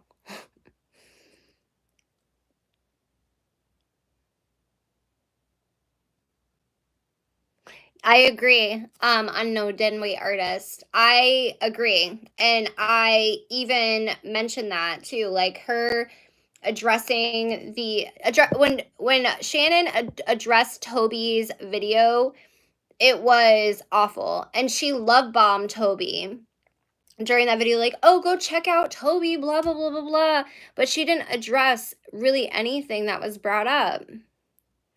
I think Shannon and Emily were more involved in each other's lives in the beginning than was disclosed, in my opinion, because Emily said Shannon worked with her boyfriend when she was dating Emily. I could see that, Sina. Like, I could see, that's a good point. I'm actually going to screenshot that. That is a good point. I actually thought of that as well when she mentioned that they work together, but I also know what it's like to be in a relationship, and I'm not saying you don't, but I know what it's like to be in a relationship where the partner is very the way Anthony was allegedly towards Emily. And I can remember a point where I was not allowed to go to their work, like to go show up or hang out. And Emily states that she went there because he had the friend call and break up with her, right? And she was distraught because she had the codependent toxic relationship with him. So the next day she drove to his work. He like didn't show up or whatever. And well, that's true too, because she said, I knew of Shannon, but I didn't know Shannon. That's a good point, Stina. Because now that I'm like talking it out, that does kind of make more sense. Like, because why would they have had, like, what is the fuel, right? Like, what is the fuel for Shannon to be so vengeful towards Emily? Like, did something happen, or was he possibly dating both of them at the same time, maybe? Because I thought about that too. And even Emily stated that, like, maybe when he snuck in her window and did the stuff that she alleges, which I'm not going to go into too deep, but if possibly he could have been dating Shannon when that happened. And maybe that's why Shannon got ticked off. But I mean, if that's the case, like if they had more of a relation, do you think that would change anything, Sina, if they had been friends or had been acquaintances, or if they had more of a relationship? Do you think that that changes the circumstances of anything, or like does that sway what happened or what Emily presented in any single, like, any way at all? because like I said, I thought about that and I was like, even if they did know each other more than how Emily portrayed, I don't see it really changing the outcome of how things went down, but it would show deceit, right? And I am a sucker for when people show emotion. I always am like I feel for them, and I could relate to Emily when she was like, people show me the little slice of kindness and I cave, even if they've been totally cruel to me, because that's how I am. 1,000%. Like somebody can be dog awful to me, and if they show me a little bit of kindness and humanity in themselves, I cave, and I'm just like, oh, I melt and I feel bad. Um, because I used to be such a toxic person. So I totally felt that when she said that. I was like, "Oh my god, why do I feel seen right now?" Yeah, that girl. It's hard though, you know? And I've said this before, I'm very passive aggressive and I'm a people pleaser. So I feel like yes, the Hopeless Peaches documentary. Did that ever come out? Harley TBS made a documentary. I wonder if that's what it is then. I gotta screenshot this. Harley TBS. I gotta watch that. See, this is why I like doing these lives, because you guys know so much more than I do sometimes, and you guys direct me because it saves me time. Because I would eventually find all this, but now I know exactly where to look. So thank you guys so much. You guys are amazing. I appreciate it so much. You did? Why didn't I see it? Because I'm pretty sure you're the one that was DMing me all the stuff, right? Unknown Deadweight Artist? It's so hard because some people have different handles here and then a different handle on Instagram and a different handle on Twitter. So, like, some people, it's hard for me to know who has sent me what and who I've talked to,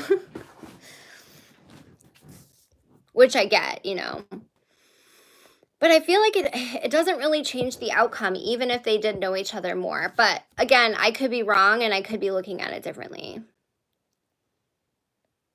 Hi, Jason. How are you, my love? It's weird how Shannon would take parts of Emily's life experiences and make her story times by putting her own twists on stuff that never happened in the first place. I agree, little indigo. And Emily put it perfectly. Can you tell my stutter really acts up with peas? Um, Emily put it perfectly when she said that Shannon is very good, and even with her content, she's like this, with taking a little bit of the truth and trickling in all of her lies and embellishing it all. She's so good at that. Like I said, even with her content, she's always been like that, in my opinion. She has spread so much misinformation, you guys. And I know so many people don't like Real Stream News. They don't like him at all. I understand why they don't like him. He's done a lot of awful things on the platform, but in my opinion, again, he's somebody who just is who they are, right? And I can respect that.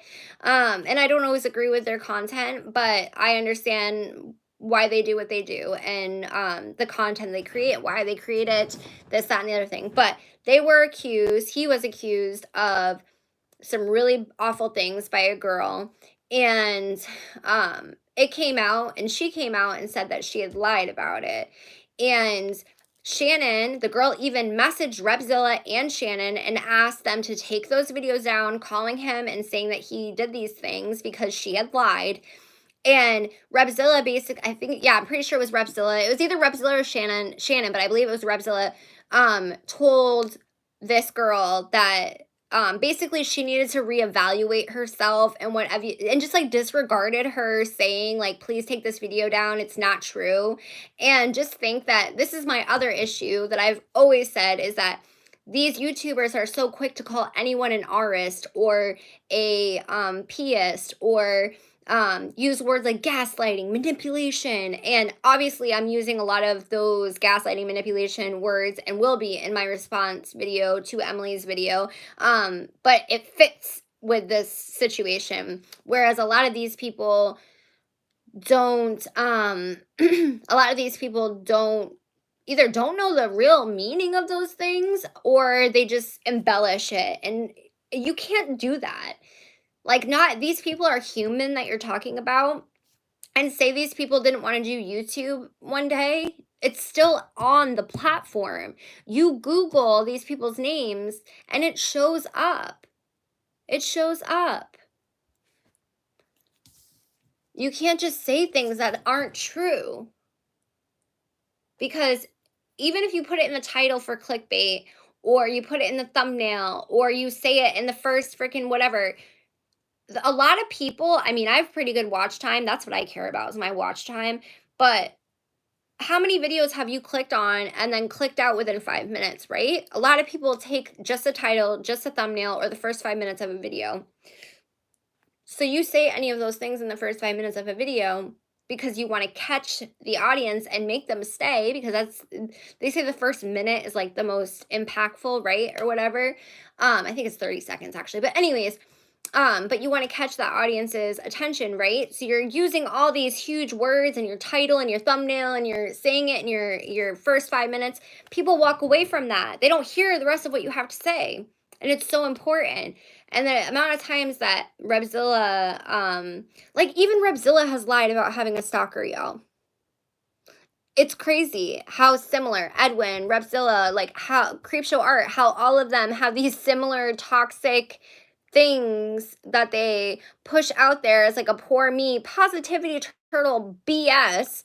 And then you look at it and you really go down the deep web of it all and the rabbit hole, and it's dark. It's so dark and it's so scummy and it's so gross. So absolutely gross. And anytime they get called out for it, Edwin gets called out for it by deity. He's not private. He's copyright striking those videos. Rebzilla gets called out by a creator that he used for research and by other people. And oh, they're a stalker. This is a stalker. Shannon is over here allegedly doing all this stuff, and the whole time saying she has a stalker, but the whole time she was potentially the one doing it all. It's just crazy.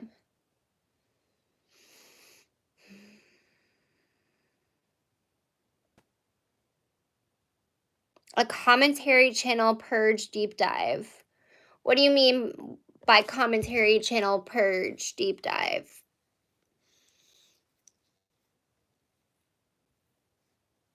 And the Edwin's generation, Bad News Barbie, that wasn't really a deep dive. It was just my reaction to one of his lives. I mean, it kind of was, but it wasn't. I'd like to dissect each drama creator and why people follow them. Oh, that'd be a really good series. I think that's a good idea, darling. If you want to do it, do it. That's a very interesting series. I like the concept of it.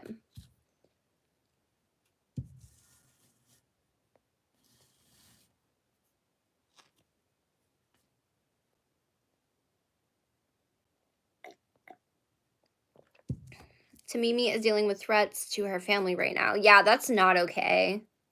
No one should be threatening anybody for talking about it or not talking about it. And then a part of me is like, well, is it fucking Creepshow? Because she wants to make it look like even with the Ashy Cat stuff, some of you guys know what I'm talking about. Some of you may not know. But with the Ashy Cat stuff, I was getting so many threats about CPS, about my job. I had calls to all of those places. I had so much that happened to me when I was covering her. And a lot of people and myself believe that it was Ashley herself, because she did say a lot of mean things about me. And she did threaten me, or her fans, right? But from what I've been shown, and I will show in my series on Ashley, I don't believe all of it was them. I believe a lot of it was people that didn't like Ashley, that wanted to create drama. And I feel like Shannon is like that. Yes, Kai. Why'd you retract your message, Kai?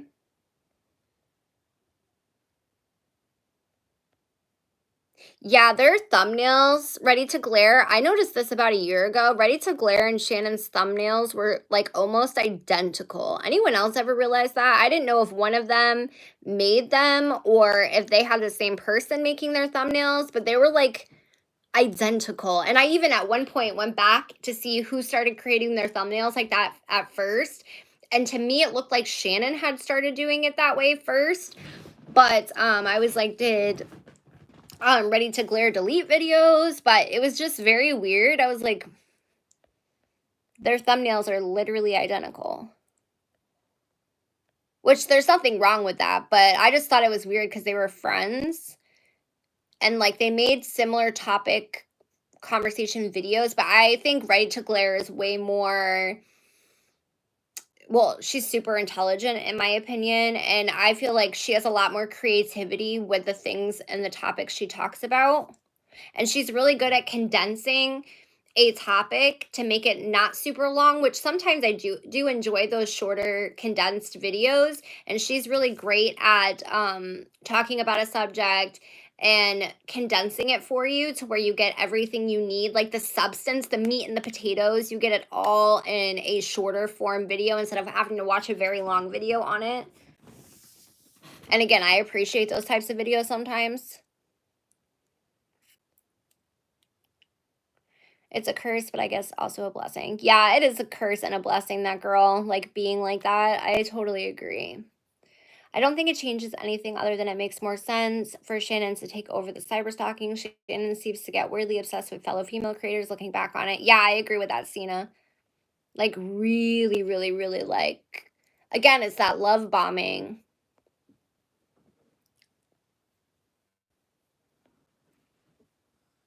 Harley TVS is a friend of Hopeless Speeches who made a series on Creepshow Art. They just released a video talking about their experiences. I'm gonna have to check Azriel. Thank you guys for letting me know about that because I had never heard of Harley before, to be honest with you. Hey everyone, I am new here. I know I'm not Creepshow, but I have heard the name Shannon so much as of late that I was strongly considering changing my name. Oh, it's fine, Shannon. I don't think anyone would think you're Shannon. And Shannon's actually a really pretty name. She's the type to talk badly about your friends and then be the shoulder to lean on. Yes, absolutely. Dude, I don't know how. Madeline, how are you sleeping like that? You're like literally, my daughter's like flopping around like a fish in the bed. Revzilla did that to Rob Galvin, used to be called Rob Dyke. Why does that name sound super familiar, Nancy? It's not your fault that someone else has the same name, right? Okay.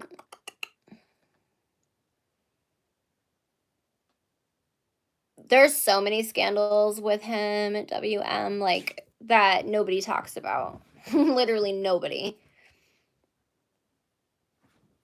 Oh, don't worry about your name. Like I said, Shannon's a pretty name. Shannon kicked my dog and blamed Amy. Oh my goodness.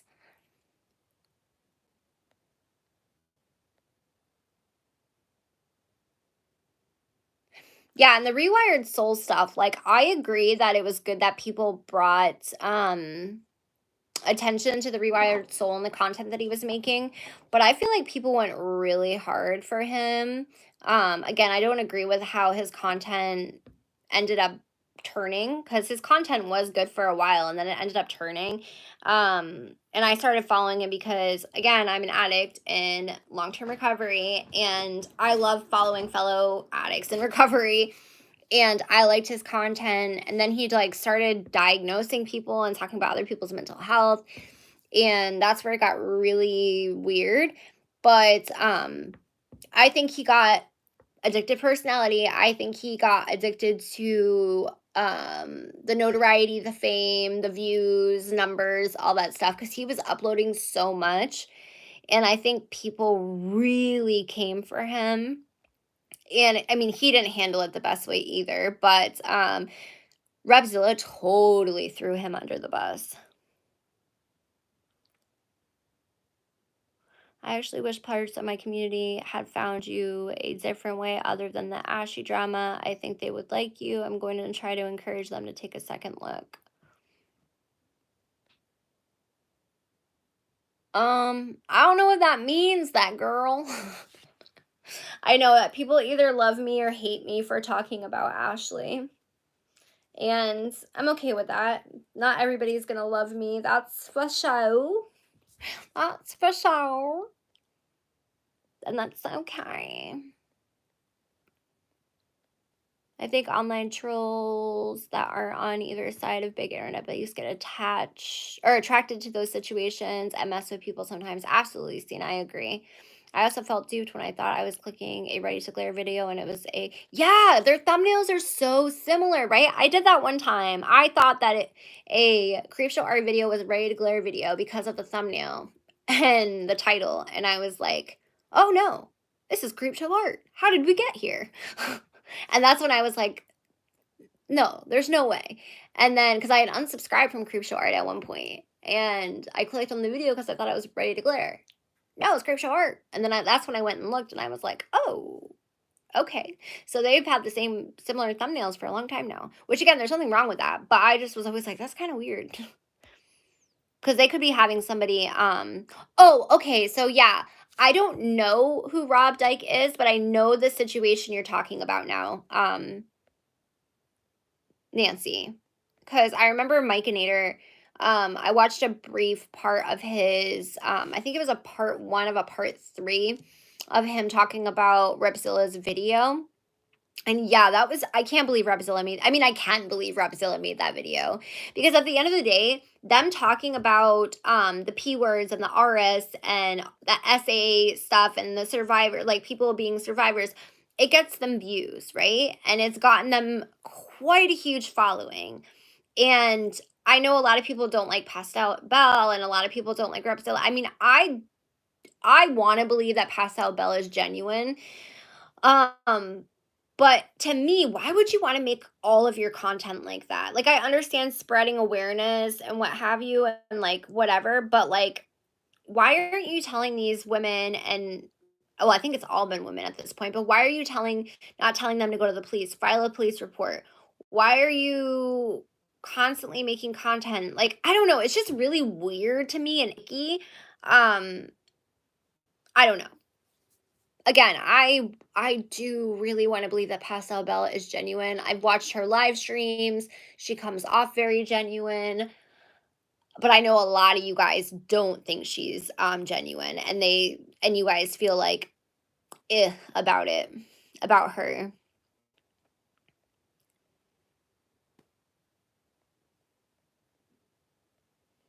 Ready to Glare is more genuine from what I see. Yeah, I feel that way too. Bad news, Barbie. Just think about it. Ready to Glare and Creepshow Art thumbnail do look very similar to each other.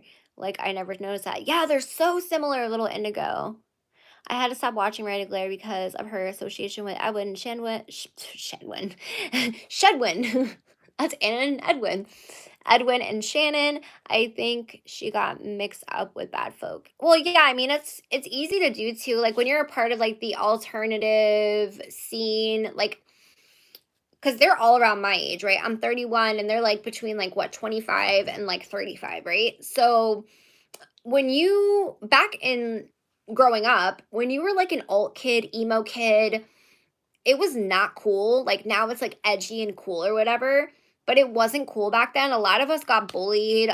People with that were witchy or like anything like that. It was not cool. It was very like again, you would get bullied for it. So I think with all of them having that similarity, right? And then all doing commentary, all the same age group, they're all gamers. It's really easy to be attracted to that, right? All making the similar content, having similar personalities. Uh, And then when you have people who are good at manipulation and um it can easily happen where good people get pulled in because they think people are who they say they are and when in reality they're not.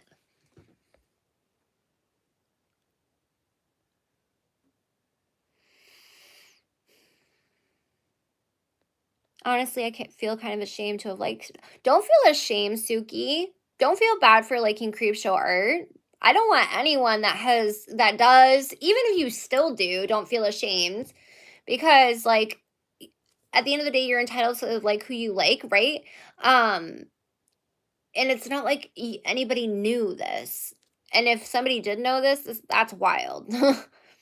Also, Rebzella has been really crappy to a lot of people. Anyone remember, yes, the leafy green situation, Azriel? Like, there's so much I could do. I really wanted to do a deep dive on Repzilla. I have so many screenshots, um, so many videos saved. Like, there's so much stuff, so much stuff. And a lot of stuff I bet you guys have no idea about. I know Marcy, he's a very small channel, The Marcy Show. He has a lot of really good videos on Repzilla. Love him so much. And he was burned by Repzilla so bad.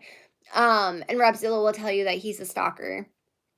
But definitely check out his channel if you want more stuff on Repzilla. The Marcy Show, Marsai, I believe it is, show.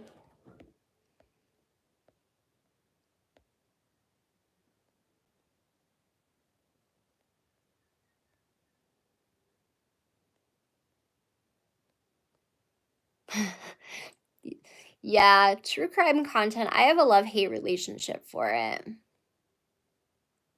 Yes, he was the BetterHelp guy, WM.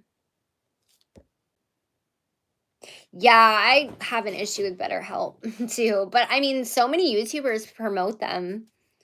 It's so interesting the progression of these creators. It's almost like once they gain a little recognition, they turn into the people they despise. No, I don't agree with that, bad news Barbie. Like, I do think obviously sometimes when people grow, like money, fame, numbers can get to your head. But I truly believe that a lot of the people that this happens to already were not the best people. They already didn't have the best intentions. I truly believe that. Maybe it's because I don't wanna believe that numbers and money can control. I'd try, like, damnedest not to let I obsess more over watch time, but, I don't understand how people can get so competitive and obsessed with numbers and making money, like, and it could like, turning you into a horrible human. I just I don't get it. Maybe because it hasn't happened to me, I don't understand it. Um but a part of me just thinks that it just fuels their shitty behavior even more because they feel untouchable, if that makes sense. But I truly believe it's something that's always been there. And then when you add in fame, it inflates the ego more. And yeah, they just feel like they can get away with the shitty behavior.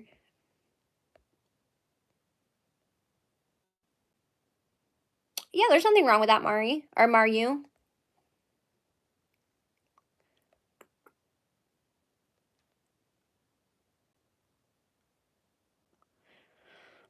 I like scary stories and movies, but I can't play scary games. I don't play any video games except for like Guitar Hero.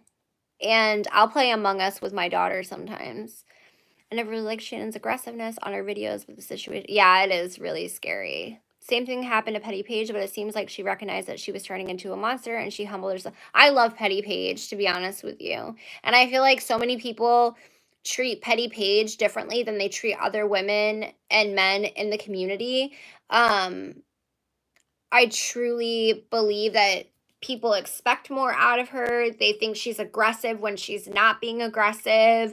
They say that she attacks them when she's just speaking her mind. When anybody else does that, they don't get as much harassment as Paige gets. Like, I've talked about this on my channel and I've made a video about it before, but yeah, I totally believe that when it comes to Petty Page. Now, obviously, she's made her own mistakes. Everybody makes mistakes. Nobody's perfect. But when all that stuff happened with Rich Lux, people were so like the comments she was getting, and I was watching it full on Twitter, the comments she was getting, um, from people demanding that she and calling her all these awful names and demanding that she make a video about Rich Lux and all this other jazz, like keep the same energy, right? It's just I see it all the time how people treat Paige compared to other commentary creators and women and men in the community, and I don't think that it's right. And I'll always say that. And people can say it's because I'm biased because I've followed Paige since she literally had no following. Like once upon a time, like so long, like where her in the beginning of her videos, it was her posing for her plus size modeling, like forever, right? And I'm so proud of who she is today and, all that other jazz. So yeah, some people will probably say that I'm biased, but no, I've definitely seen her make mistakes. Again, we all make mistakes, but she definitely she definitely gets the brunt end in my opinion. And I mean, I want to say I don't know why, but I feel like I know why, and it's disgusting. Just saying. It's so disgusting. The girl, that story was clearly catfished. She tried to go after the creepypasta guy, that girl. I don't understand what you're saying, Nancy. I'm sorry. I liked Creepshow Art story times, but when she started accusing everyone of being the worst and not okay and accusing everyone of being a P word, I had to stop watching. Yeah, I don't like all that, Cena. I mean, I can understand titling like so and so is the worst or whatever. Like that's why I titled my video on her like Creepshow Art you need to be stopped, because she would always write so and so needs to be stopped and all this other jazz. But it is catchy. So I understand the titles just because like you want people to click. I get that. I'm not good. I still don't know how to do tags very well and titles and all that other jazz. I ain't got the time to sit there for hours trying to research the best title and the best tags. I do my best and I just go with it and hope and pray people like it. But I get why she did the titles that she did or whatever, but it's just labeling people all these things and with no proof. And she's not the only one who does it. There's so many creators that defame people on this platform. And again, people went so hard for Without a Crystal Ball for being sued by Tati, but it literally could be any one of these commentators because so many of them just I mean, Shane Dawson could cough in the back of Ryland's podcast, and it's like, I can't believe Shane Dawson did this. You know? It's like fucking crazy. I'm over the Shane Dawson content too. Okay, WM, no problem. Yes, Marcy, thank you. That is how you say it's the Marcy show, Kelly. Hopefully he didn't take the videos down. I know that Repzilla was going after him, so. But backstory with Marcy and Repzilla. Repzilla used to do a lot of poppy content, like Mars Argo poppy content, and so did Marcy. Marcy's been doing YouTube for a long time, and he's actually a really smart man, and he's so good at research. Well, Repzilla and Marcy befriended one another, and Marcy was doing a lot of Repzilla's research, and Marcy was never credited. So Marcy never asked for payment or anything from Repzilla, but did say, hey, can you credit me? And then like some other beef happened, and Marcy ended up calling him out for it, and then Repzilla tried to paint him as a stalker. It's a whole thing. Marcy again has talked about all of it on their channel. Um, he does have 2 channels, so it should be linked in the description box on the one of his videos on the Marcy show. If it's on his other channel, because he tends to put videos on both channels, which can get confusing sometimes, but he's such a nice guy too. He's so sweet. And then there was a girl that Repzilla met online, and he called her a stalker, and she did a whole interview with the channel. I don't think it was Marcy she did the interview with, but it was somebody else. That's up on YouTube, which I have the whole video. Hopefully it didn't get taken down. I know Marcy has that whole video. I know Marcy's done a video on that interview. Like, there's so much, you guys. And Repzilla, anytime that Marcy would make a video about Repzilla calling him out for the stuff that he's done, Repzilla would post on Twitter, I had talking all about his stalker that he had, which he's either talking about Marcy or talking about this girl that he was DMing with and said he wanted to have a relationship with. But it's a lot. And then he was with this Onyx girl that he had been with for years, who's been on his channel. And then he tried to say that Real Stream News doxed this Onyx girl on his channel, but in reality, Repzilla had put her information out because there was this odd GoFundMe that Repzilla was sending his fans to, that was his girlfriend's. It's a lot, you guys. Like, it's a lot. There's so many layers. Real Stream News has done content on it. The Marcy Show has done content on it. And there's even it goes deep. I'm just saying. So the positivity turtle stuff is just a lot of BS.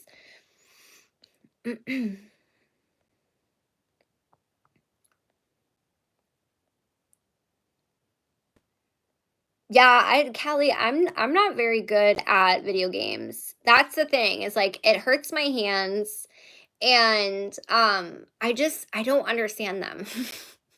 I used to play Super Nintendo when I was younger and I loved that shit, but I can't do it now. By the way, look at how bad this bruise still looks. I got a comment on one of my last live streams and they were like, "Why do you have," or like commenting on my bruise on my arm. It's from my nerve test. If you're new to my channel, I have nerve issues and damage throughout my body and fibromyalgia, and they got me really good. It's starting to go away now though. But I think they thought I was like beat or maybe like relapsed or something. No. It's just from nerve testing.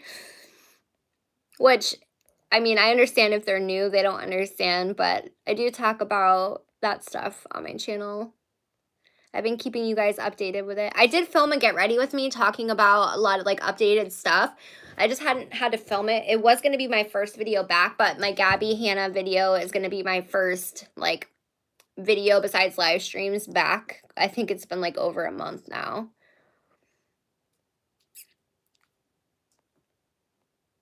Yeah, John Cookian, man, he fooled me.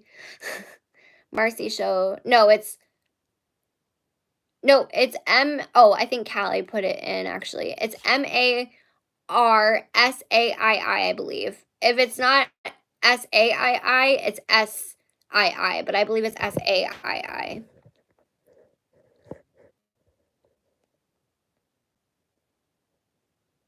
My daughter loves both my kids love Minecraft.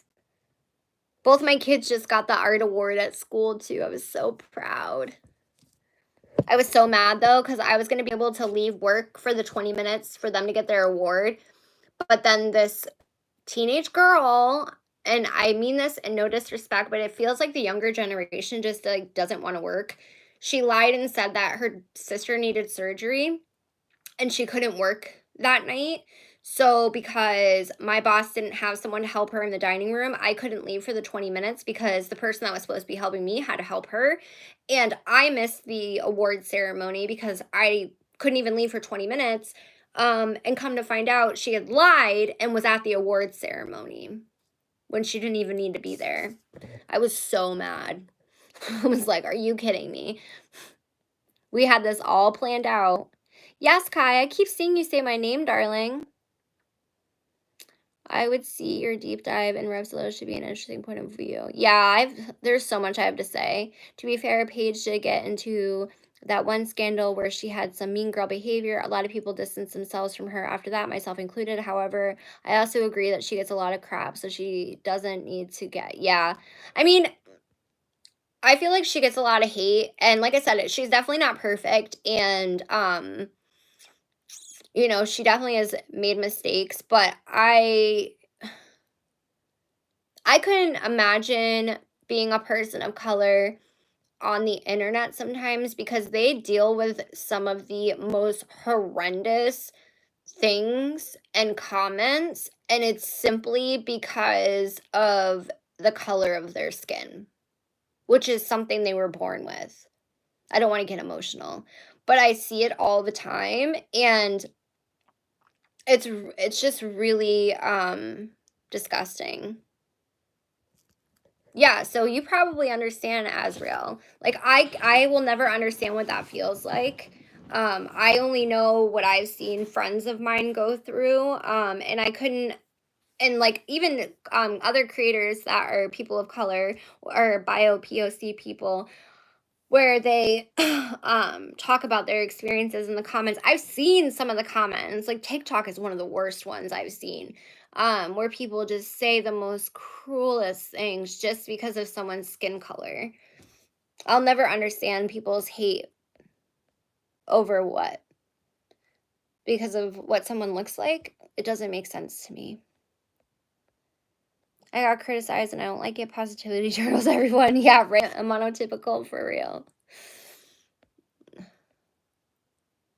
It's a good way for him to Repsilo to engage with his audience, but it's so manipulative in my opinion. Thank you, Brittany. I cut my own bangs. Some people hate them. Even Rich Lux, I see an insecurity in him, so I don't see why he gets all the hate. He is what he is, but to me, he doesn't come off malicious. I don't know. I feel like Rich Lux has a huge ego, but he is who he is, like you said. I mean, I can't say I don't never watch Rich Lux because sometimes I do. Like I'll watch him do like a house tour or something, but I don't watch him for commentary or drama content. Because he is very entertaining. Yeah, I don't get attached to any creators, Maru, like at all. Not anymore. I don't think I ever did get like attached to any creator. I no, I have to take that back because there is one creator that I literally paid to go watch them perform because they're a musician and a YouTuber, and the video is still up on my channel. Uh and I really enjoyed my experience at the concert. And a lot of people don't like this person. At the time when I went to go see them, they were like one of the most loved people on the internet. And I still thoroughly enjoy their music. I think they are so talented, and their cover songs that they do are sometimes better than the original, in my opinion. And their original music is absolutely amazing. And again, I know so many people don't like them, but I do. I do like them. So that's somebody else that would be on my creators I like that you hate, because I know that so many people hate this creator, but I like them. And that's okay. That's okay that I like them. Actually, they're how I found Eugenia Cooney. Oh, that was so many years ago, you guys. So many years ago.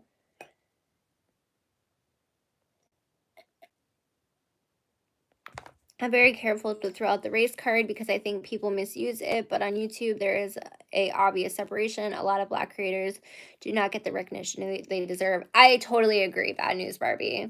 Totally agree. And some of my favorite creators are people of color, mainly women. I try to support a lot of women, Black women, because I feel like they have it really hard on the platform, and their content is usually absolutely amazing. And I'm like, why are they not doing as well as other creators when their content is so freaking good, right? And it's a like not common denominator. It's so obvious, right? And it really makes me upset.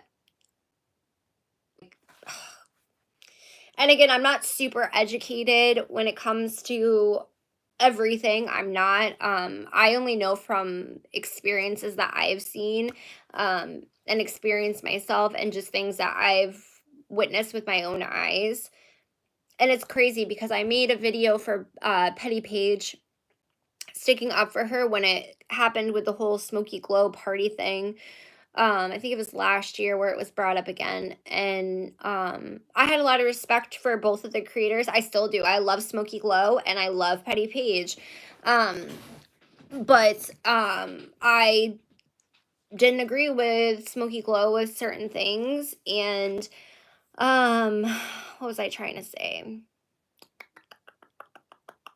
People came for Paige with that whole situation, with the statement she made during that live stream, and she was not aggressive. She wasn't aggressive. She was opinionated, but she wasn't aggressive. And people made it out to be like it was way more than what it was. And yeah, the fucking Christmas party, Nancy. Oh my God. I can't believe I'm bringing it up again. But, and Smoky Glow was very respectful to me, and respected my points of view. And Paige was very respectful to me when it came to this situation.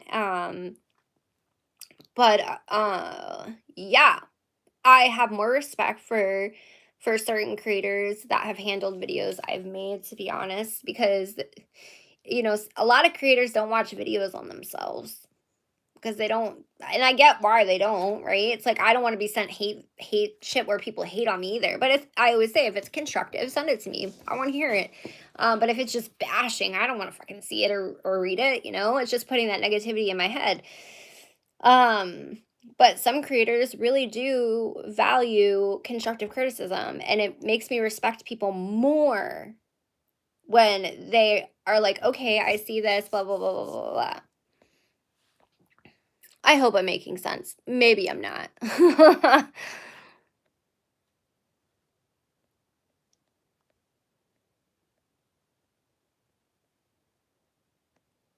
It's kind of like Legos, monotypical.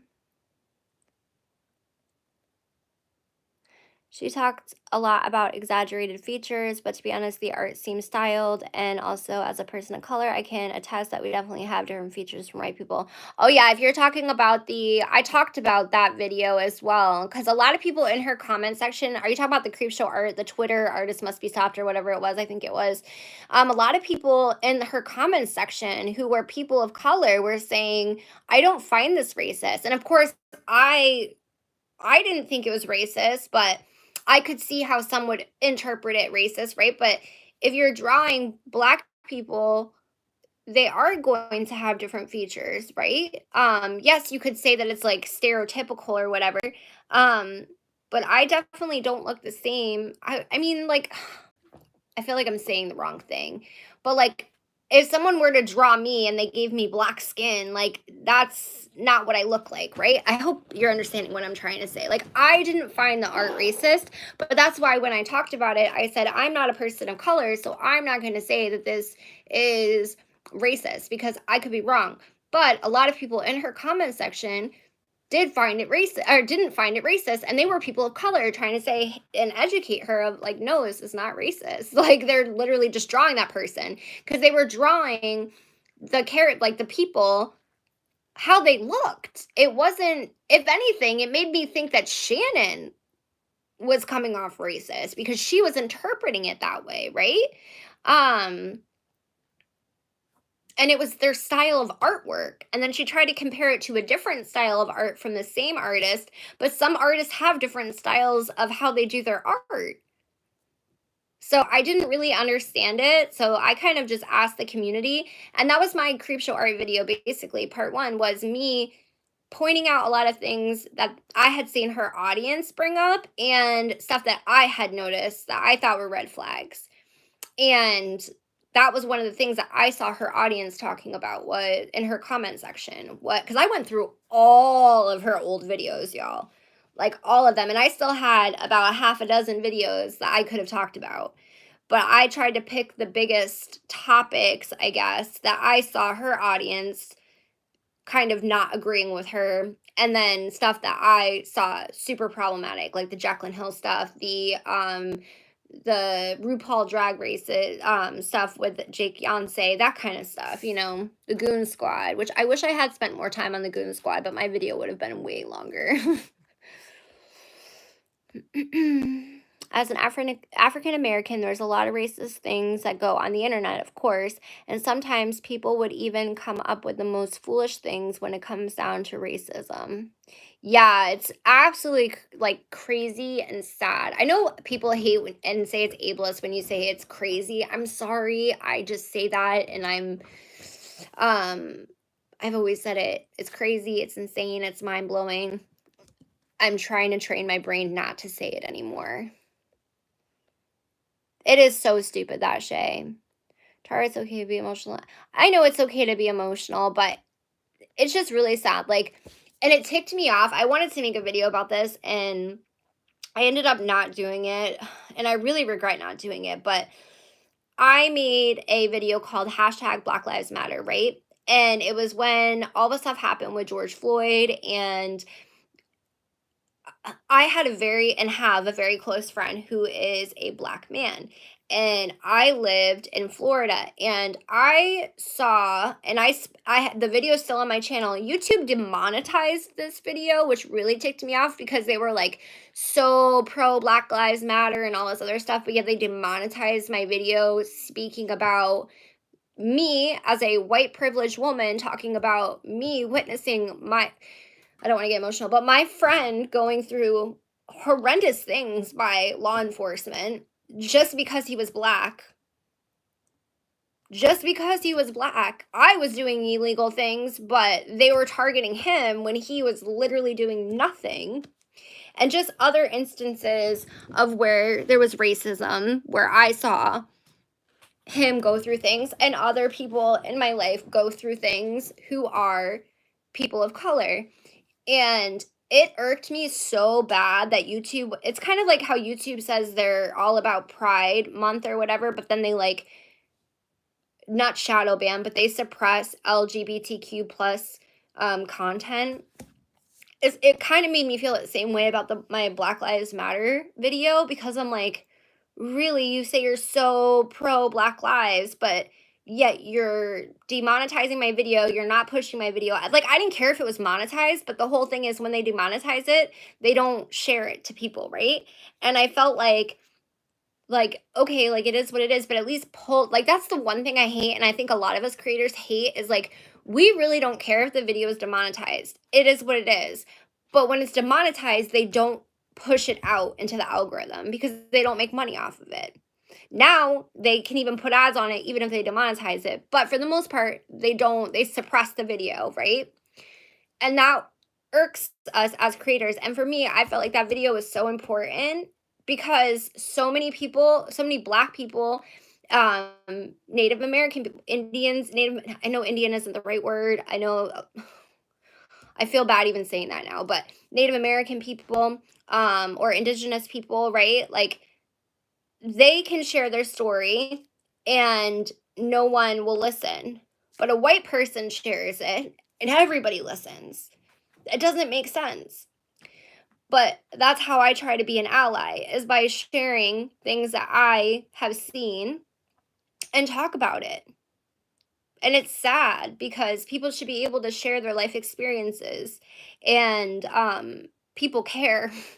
It shouldn't take people being not here anymore by law enforcement or having things happen. Wow, this got so deep. But yeah, it shouldn't have to take those events for people to be like, "Oh my god, this is a problem," and then forget about it. It shouldn't take that, because this is an ongoing thing that has been going on for forever. And I live in a very conservative area, and so many people, I have to bite my tongue because of, I don't want to get into it, but I have to bite my tongue more than I would like to, just because um if you live in a rural area and you live around like grown, like, I've literally seen crazy things happen just because of someone's skin color. I have seen people question that someone is a good person around here just because of their skin color, just because they're not white. I have seen people refuse service to people because they were not white, scared that somebody stole something just because they are not white.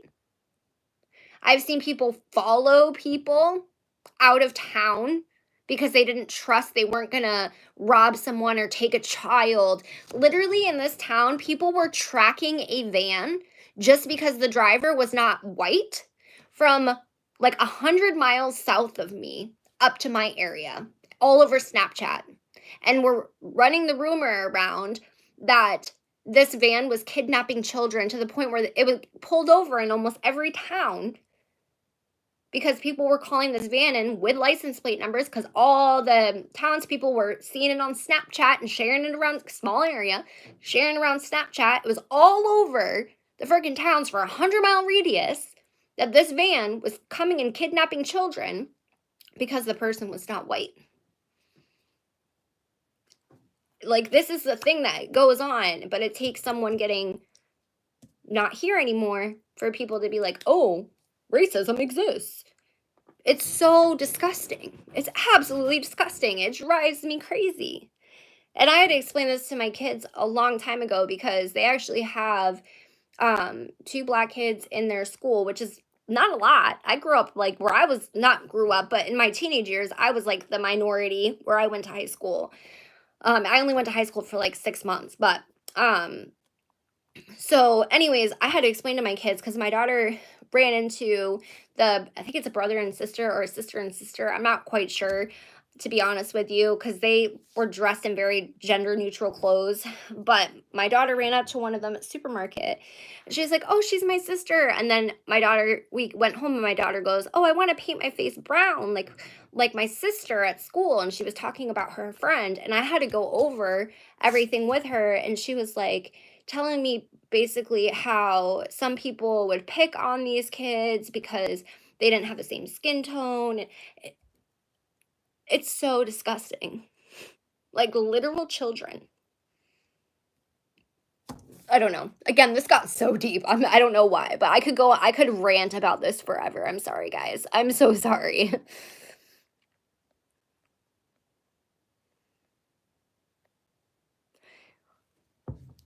You think the men in her life are using her, Nancy? Why do you think that? Black people tend to be held to a higher standard and given less room for mistakes. I agree, abundance of Zoe's. And I always feel like black women are always like people always think they're being aggressive and loud and obnoxious. But like someone like me, I am freaking loud and obnoxious and people love it, right? But like if you get a black woman doing that and oh, she needs to calm down. Oh, she's being so aggressive. It's no. Was it a style I like? Not really, but I don't think it was racist. Yeah, I didn't like the style either, but I didn't like I said, I didn't think it was. I could see how people thought it was, but again, I think it's up to um people of color to decide if it was. I agree one race telling another race how they should feel, interpret things is getting a little out of hand.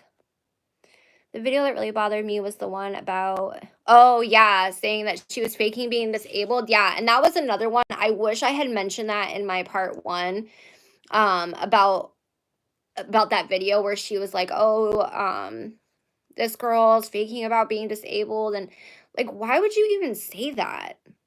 And what proof did you have? Absolutely none.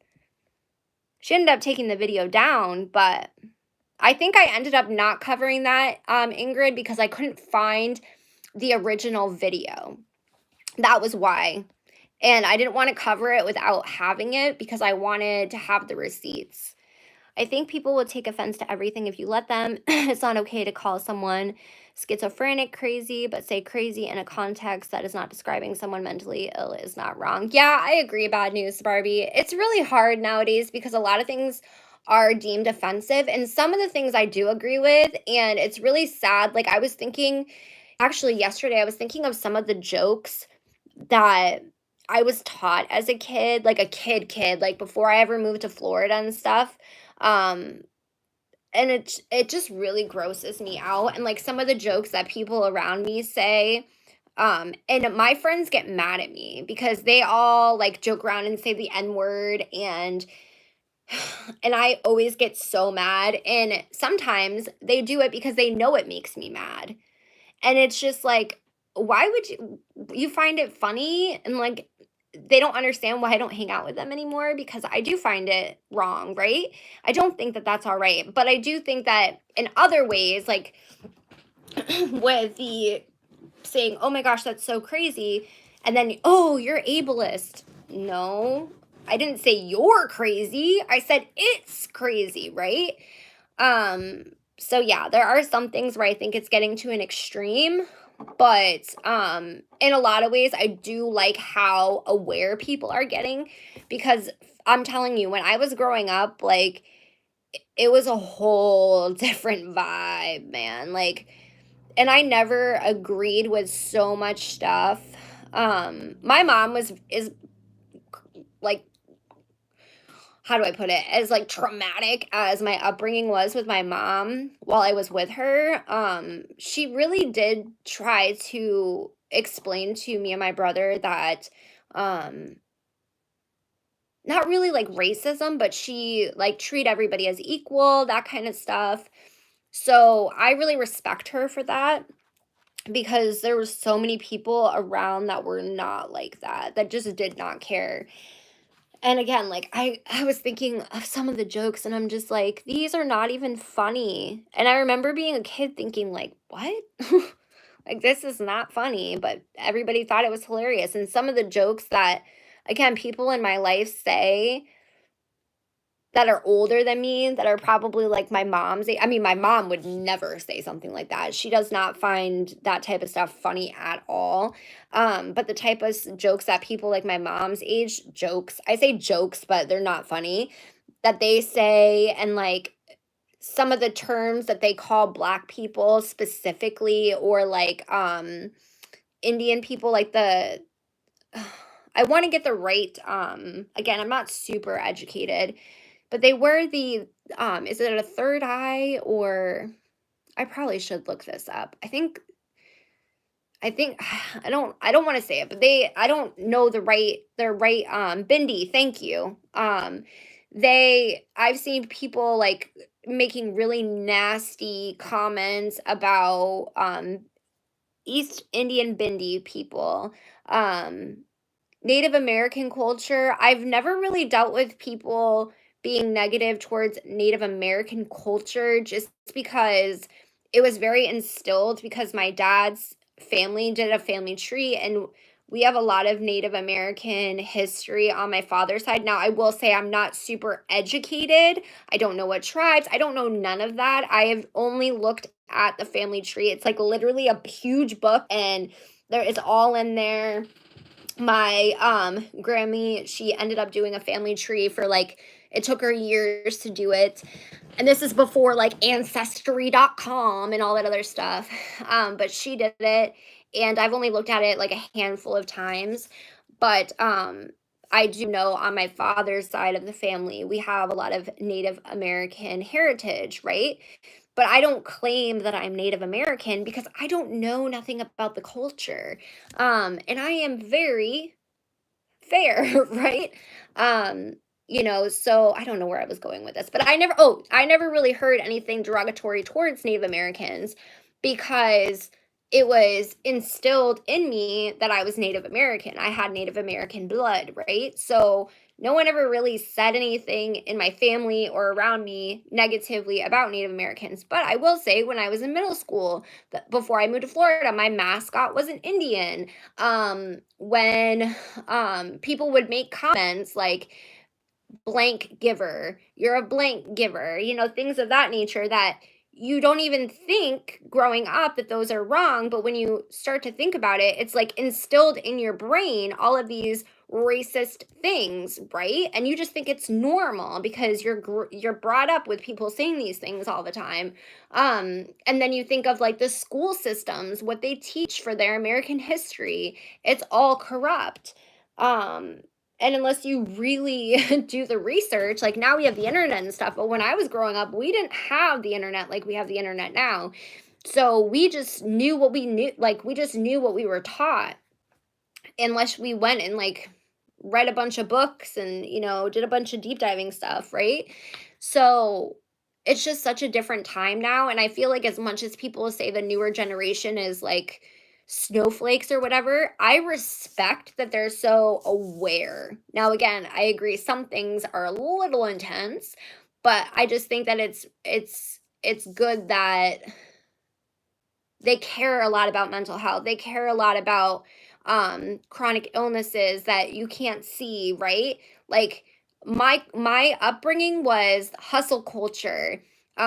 You have to work constantly because millennials really got the shit end of the stick. I'm a millennial, right? And then you think about how we were brought up as far as like things. I loved South Park growing up. I look at it now and I'm like, oh my gosh, like I thought this was funny, you know? And that was stuff that was like okay, and it was like a thing. And I look at the way that people around me spoke and acted, and it's just disgusting. I don't know who that is. WM, Indian American culture. I think society has come so far in such a short amount of time that it will take a little time to even out and settle into a less reactive pace. Yeah, I can agree with that. Abundance of Zoes.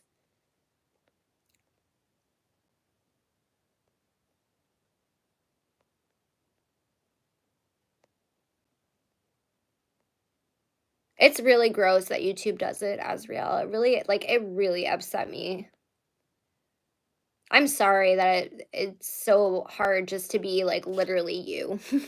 Like, it's not even about someone's character or anything like that. It's literally just about the skin they're born with. Like, how does that make sense? It doesn't make any sense. Like, common sense. How does that make sense? It doesn't.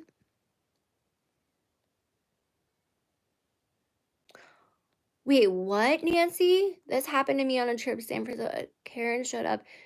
Yeah, that's another thing I hate, Nancy. I remember when before I moved to Florida, we lived in this small town, my mom, me, and my brother, and we had neighbors who were Pakistani, and the woman was one of the hardest working women I've ever met in my entire life. She was trying to get her citizenship. So she was learning to speak English. She worked two jobs. They didn't have kids. It was just her and her husband. But she worked two jobs and she took classes to learn how to speak English. And constantly she would always invite me and my brother because we were really poor growing up. So we never had food, but they always would, even if though it was just them two, she would constantly, on top of doing all that, working two jobs and going to class to learn how to speak English, she would constantly make these huge meals. I remember she had two cats and they were so cute. They would like dig little holes and take poops and then bury them outside.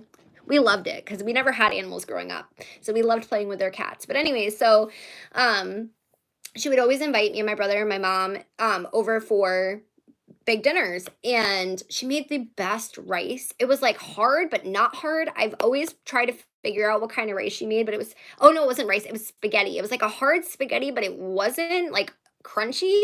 I don't know how to explain it.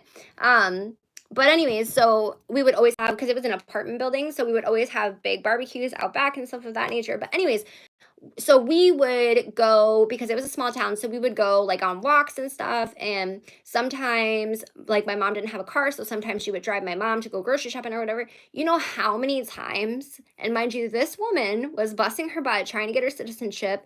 She was here legally, okay, and was trying to learn how to speak English.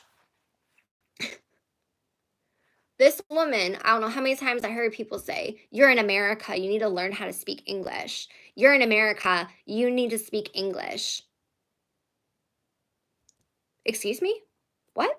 What did you say? And even as a kid, like I was like 11 or 12, like that never sat right with me. I never understood like why people were mean to her because she was one of the nicest people. One of the nicest people.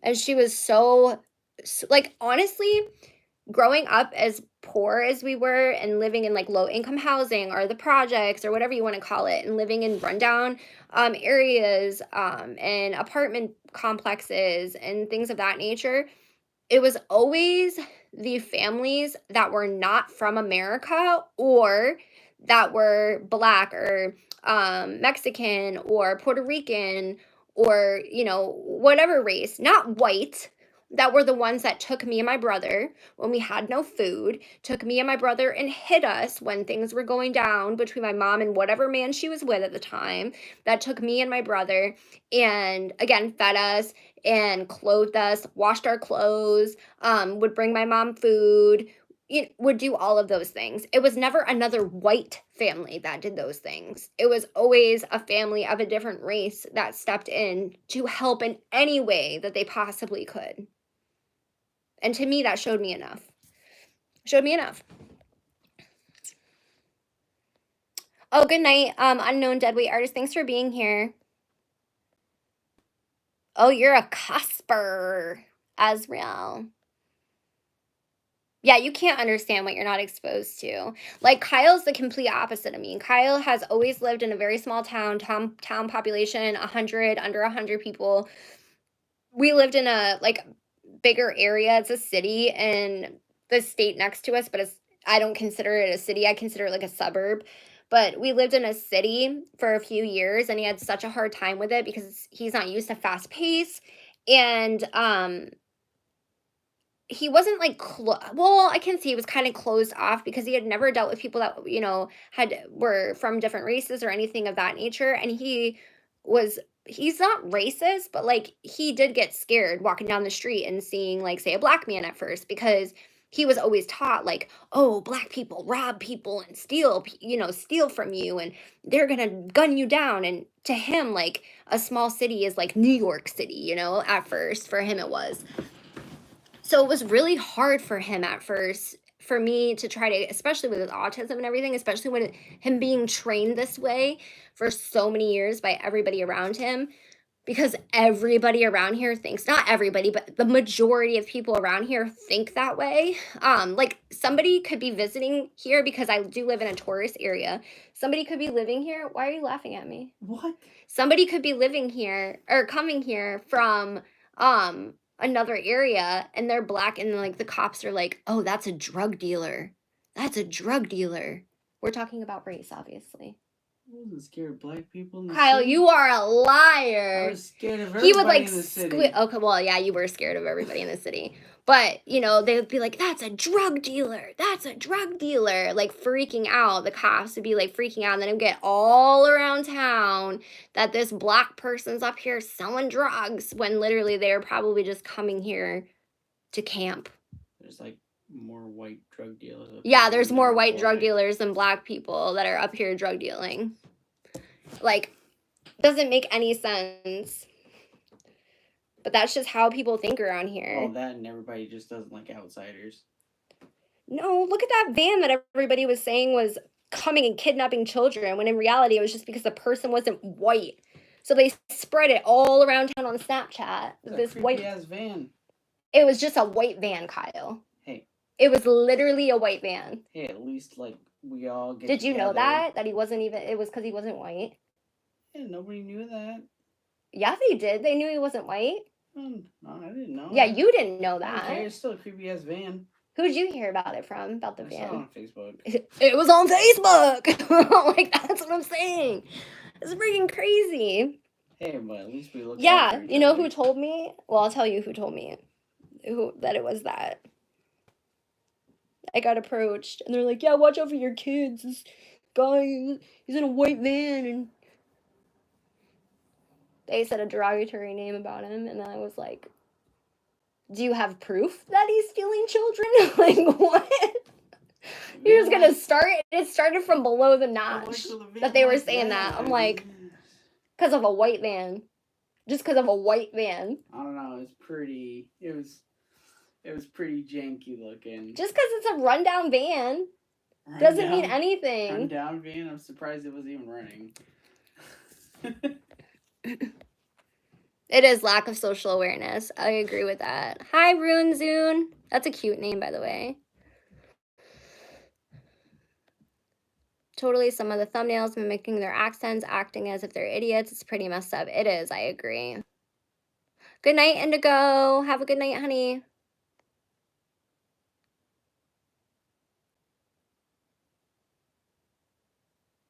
Yeah, I agree with that. Hi, Sunshine Babe. WM, I agree with that. Like, they put on, and I've been guilty of this when I was younger. I would like put on certain accents of different cultures or different races because I didn't know, like the hit my dog. Who remembers that meme, right? I remember, I mean, people around me still say that, like, you hit my dog, blah, blah, blah, blah, blah, right? And I used to say it with that accent, and it isn't right. I shouldn't be saying that like that way, like in the like mimicking them in that way, right? Because how many people laughed not because of the joke itself, which the joke is funny, but I knew people that thought it was funny just because of how he said it. I think the joke is funny, but so many people laughed because of how he said it.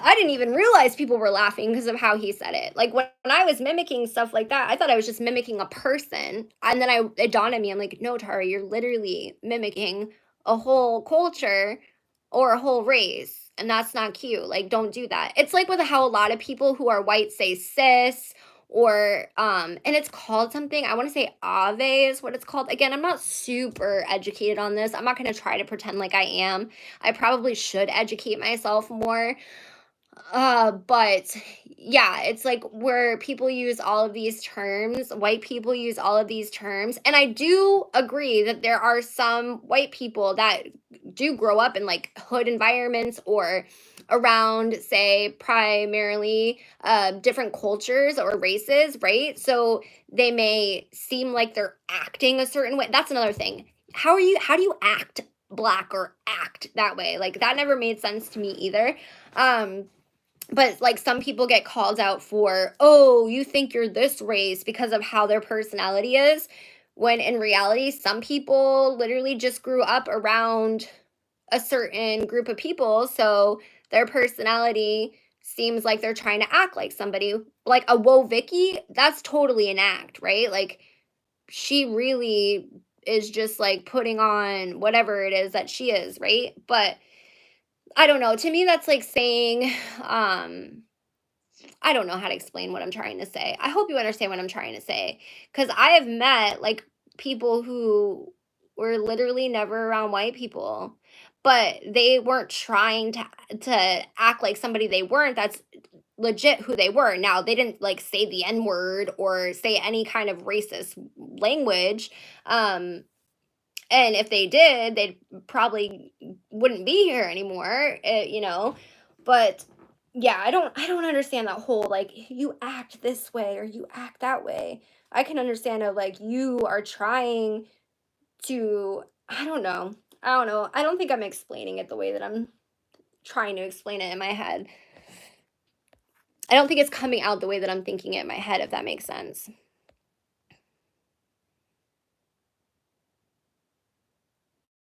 The way America has maintained its wealth gap has been racism. Make the poor fight amongst each other and they won't notice their common enemy. Very true. Very true. I was ashamed and make it fun for the accent from black women when I was in basic training and later on from other people, but I always try to take it personal. Just try not to take it personal. It's just ignorance. Yeah, and that is a thing too. Like I never like think I tried to mimic. I think the worst thing I ever did was that I can think of. I'm not saying that was the only thing because I'm sure I messed up somewhere else too, but when I think of again the hit my dog meme joke whatever, it makes me think like, oh man, like I said it cuz I thought I was mimicking the joke, the person telling the joke, but in reality, like that's I shouldn't be doing that, right? And there's other things like I know on Facebook, I would write out song lyrics because I've always written music, love music, sing music, and I would be writing out some of my favorite because I like all kinds of music. And I used to be a huge, and still am, like old Lil Wayne though. I loved Lil Wayne, and I would write out lyrics of his songs on Facebooks. I never wrote out the N word, but I would write N star star star. Like I should have never done that. I think that's like the worst thing I ever did, but like I should have never done that. Like there's no excuse for me for doing that. But I thought I was okay because I was putting the stars there. No, that's not okay. I should have never done that. You know, and I used to sing the N word in songs because everybody around me, at first I never did, and then everybody around me was like, "Oh no, if they didn't want you to sing it, then they wouldn't have put it in the song, right?" And then I was like, "Yeah, that kind of makes sense, right?" And again, I love all kinds of music, but I do love like Lil Wayne and stuff like that. So I'm talking about like 19 years old kind of thing. And then I became like really close friends with a few people who are black. And they explained to me why that was not okay. They educated me because I was singing a Little Wayne song thinking I was the shit, right? And they were like, "No, girl, like, what are you doing? No." And they explained to me they had to educate me, which is another thing. Like, they shouldn't have to educate us. Like, people of color, BIPOC people, anybody should not have to educate us. We should be like doing the education ourselves, figuring these things out ourselves. But sometimes it happens that way, right? To where something happens to where you're like, oh shit, that's not right. And instead of listening before to or asking somebody who was a person of color, I was listening to my white friend saying, "Oh no, it's totally cool you say that in a song. No, it's not okay. It's not okay. That's not my word. It's not my word to use." Right? So, um, and I remember like I always think of my one specific black friend who I talked a lot about the experiences in Florida in my Black Lives Matter video, but I think about him a lot and like just how cruel people were to him and like would say jokes and he would laugh like he thought it was funny and he would always tell me he's like you never laugh at the jokes that everybody say to me and I'm like cuz I don't think they're funny.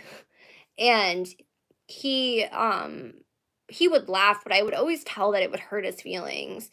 Now, it's funny because y'all remember the stuff with not funny, but it's just ironic to me because I never knew of YouTube culture until this specific friend showed me YouTube culture and I didn't know that much, just what he showed me because he was very big and this is like 10 years ago. He is very big into YouTube culture, and his favorite YouTuber was Jenna Marbles. And she would always make the skits of Nicki Minaj. I can still remember some of the skits, but I only know of the skits because of him. He loved Jenna Marbles, and he loved Jenna Marbles so much because, unlike everybody else on YouTube, was what he was telling me. Unlike everybody else on YouTube during that time, she was the only one not doing blackface. She was dressing up as Nicki Minaj and doing skits as Nicki Minaj, not doing blackface. She had a shitty freaking, tan that everybody had at that time, but she was not doing blackface. Again, I didn't know that much about YouTube culture, but he did at the time, and he loved her skits, found her so hilarious. And then you fast forward to present day, and people accuse Jenna Marbles of having blackface. And it's like, she had a shitty tan. Yes, was she pretending to be Nicki Minaj and maybe using like exaggerating her personality and maybe like pretending to be a black woman, which is not good either. Um but it was just really weird for me when Jenna left the internet because of that and how people were trying to cancel her for that. And I just think of like I mean, it was not good, and she acknowledged that it was not good for her to have done those skits. But in the grand scheme, and again, it's not right. It's totally not right. Like, I didn't know who Shane Dawson was back then. I didn't know who Shane Dawson was until conspiracy theory Shane Dawson. Like, all that, I mean, all of it is bad. And I cannot believe that it went unchecked for so long. And I know a lot of people are like, well, it was in the times. Yeah, sadly, that's how it was. Shock culture was a thing. You wanted to be super like that's how you got people's attention. It doesn't make it right though. It doesn't at all. But that's like how people got famous is by who could outshock the next person. Like it's crazy. Concerts you would go to, it was insane. Things people would say, things people would post. I mean, absolutely mine. That's why like people like Onision thrived back then because that shock value was like how people, like I said, became huge.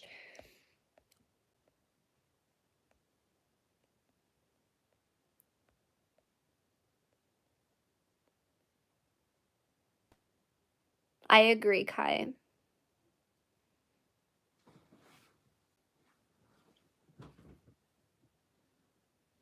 Oh, Nancy, that's definitely a way to explain it.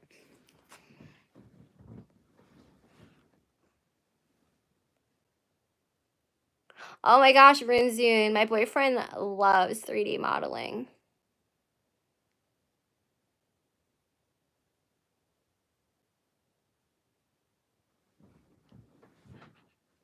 I think people should feel comfortable enough to speak their native language and not getting judged for speaking their I don't know how this turned into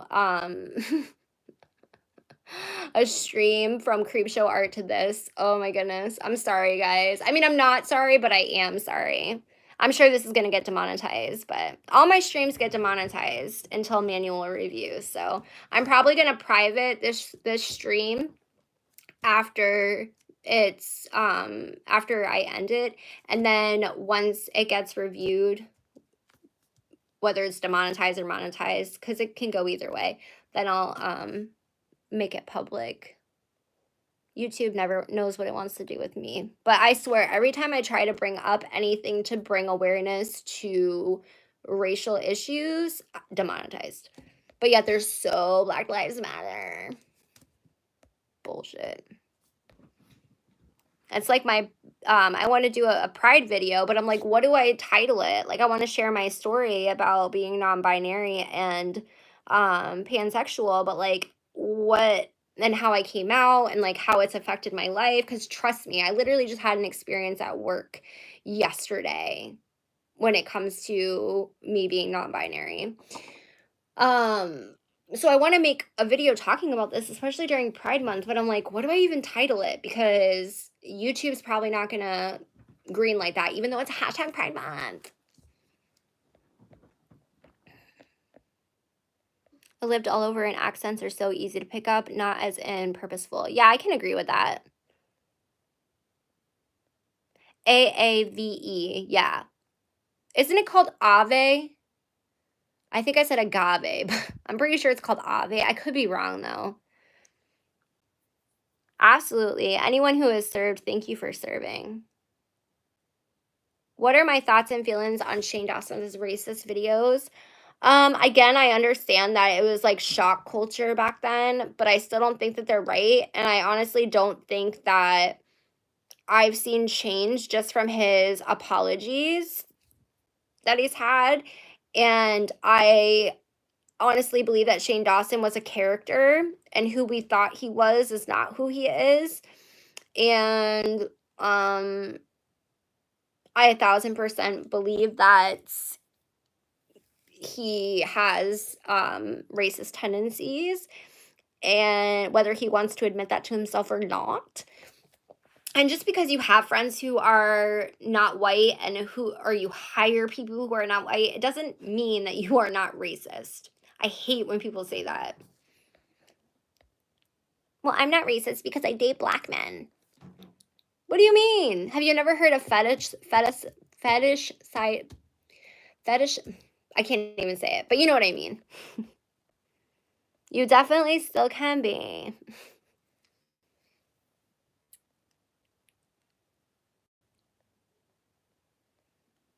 Yeah, I don't blame you. Abundance of Zoe's. Like, I regret like, I bought into the hype of the conspiracy palette. Like, I regret not looking into Shane Dawson more. Because I never knew who he was until the conspiracy videos he made. No idea. I didn't know he made food videos or any of that, y'all. I had no idea. I was just like, oh, he uploads. I like conspiracy theories. Fucking, I don't know, man. And then he started making the docu-series. He did the TanaCon one, and I loved Graveyard. I still love Graveyard Girl, so watch that, the Tana one about TanaCon. I liked his docu-series. I didn't like them, but I thought for YouTube, like, they were something different, right? Because it wasn't really content that we were really seeing on the platform, so I thought they could have been done better, but I thought that they were a good idea. And, yeah. Until I realized that he was treating it as a redemption arc for all of his friends. It was called out by Black creators at the time. They got told they couldn't take a joke. Yeah, I do know of a few creators that did call Shane out back in the day, but I just feel like people nowadays, and again, maybe it's the younger generation, I feel like it is, they I know people is like, it's cancel culture, people can grow or whatever, but like, no, I do feel like people should be held accountable because If you were able to make that kind of content for so long and you're gonna tell me that you don't have racist tendencies, I just don't believe that. I can't believe that. Like, I never would have thought, even growing up at certain parts of my life where I had people saying really gross things about people who aren't white, I would never think that it was okay for me to change my skin color. Like, it's one thing to, like, girls would obviously wear foundation to make themselves look a little bit darker, like 2 shades darker or something like that. I never did that, but I know people, I would usually look orange because nothing was fair enough for me in the store 10 years ago. But I would never think to, like, paint my face a different color. I don't know. Yeah, the child stuff got me into, but all of it really got me, to be honest with you. Like, all of it. I just don't think that he has grown, in my opinion. But I don't hate anybody who um likes Shane Dawson. By the way, speaking of Shane Dawson, I saw someone earlier say that you like Mysterious T's thumbnails. I like Mysterious T's thumbnails as well. I don't know why that made me think of Mysterious T, but it did. Yeah, Shayna, same. And that's basically why I feel so blessed to have such a diverse group of friends.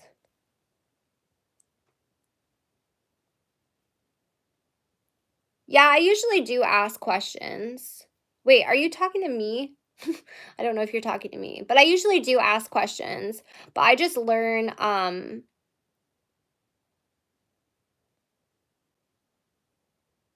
yeah, I do. I know no one asked Jenna to leave, but people were calling her out for that stuff. But no, I definitely do ask questions. I'm not saying that. I'm just saying that people are so quick to, like, and I see it in some YouTubers who are not whites comment sections, like, "Oh, well, why is this way?" And it's like, "Well, why can't you take the time to do the research to find out why that's not okay?" That's what I'm trying to say. Like, so many people expect others to educate them when they can literally Google it, right? Thank you, Alina. But yeah, if it's like a friendship thing, then yeah, that totally makes sense.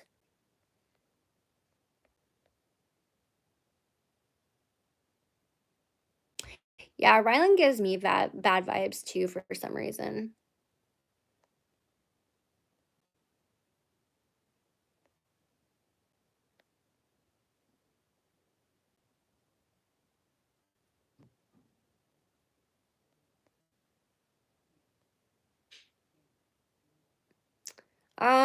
Syrup is usually from the I forget what kind of trees. We do syrup here.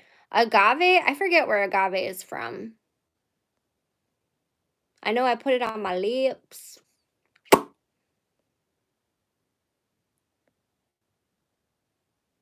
Absolutely bad news, Barbie. The poor is treated way worse. And it's like the system wants poor people to stay poor. Like, they make it as hard as possible for you to get out of it. Like, when you start going down that rabbit hole, that's a whole other thing. Oh, what's up, Jelly Bean? What's up, Sauce Boss?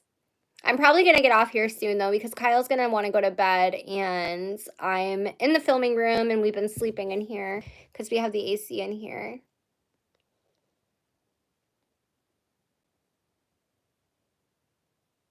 Ooh, I'm gonna check that out too. Bad News Barbie. I think Jenna Marbles generally felt bad because she did the work and learned and grew as a person. Yeah, I can see that abundance of Zoe. Thank you. These are handmade by small businesses. This Herkimer diamond's absolutely beautiful. It has so many rainbows in it. I don't know if you guys can see it, but I have Sauce Boss, but if you want, I'm gonna be privating the live until it finishes processing, Sauce Boss. and then I'll post it public. Everything somehow was turned into a totally different conversation, probably the last 40 minutes. But everything before the last 40 minutes is Creepshow Art related. And I will be uploading, hopefully by tomorrow night, latest Tuesday. I will be uploading my response, like my commentary on Artful's video. And I will be doing a part 2 deep dive. That probably won't be out for like another month though, on Creepshow Art. Um, which will talk about literally so much stuff, like stuff that's not even out and that people are talking about right now.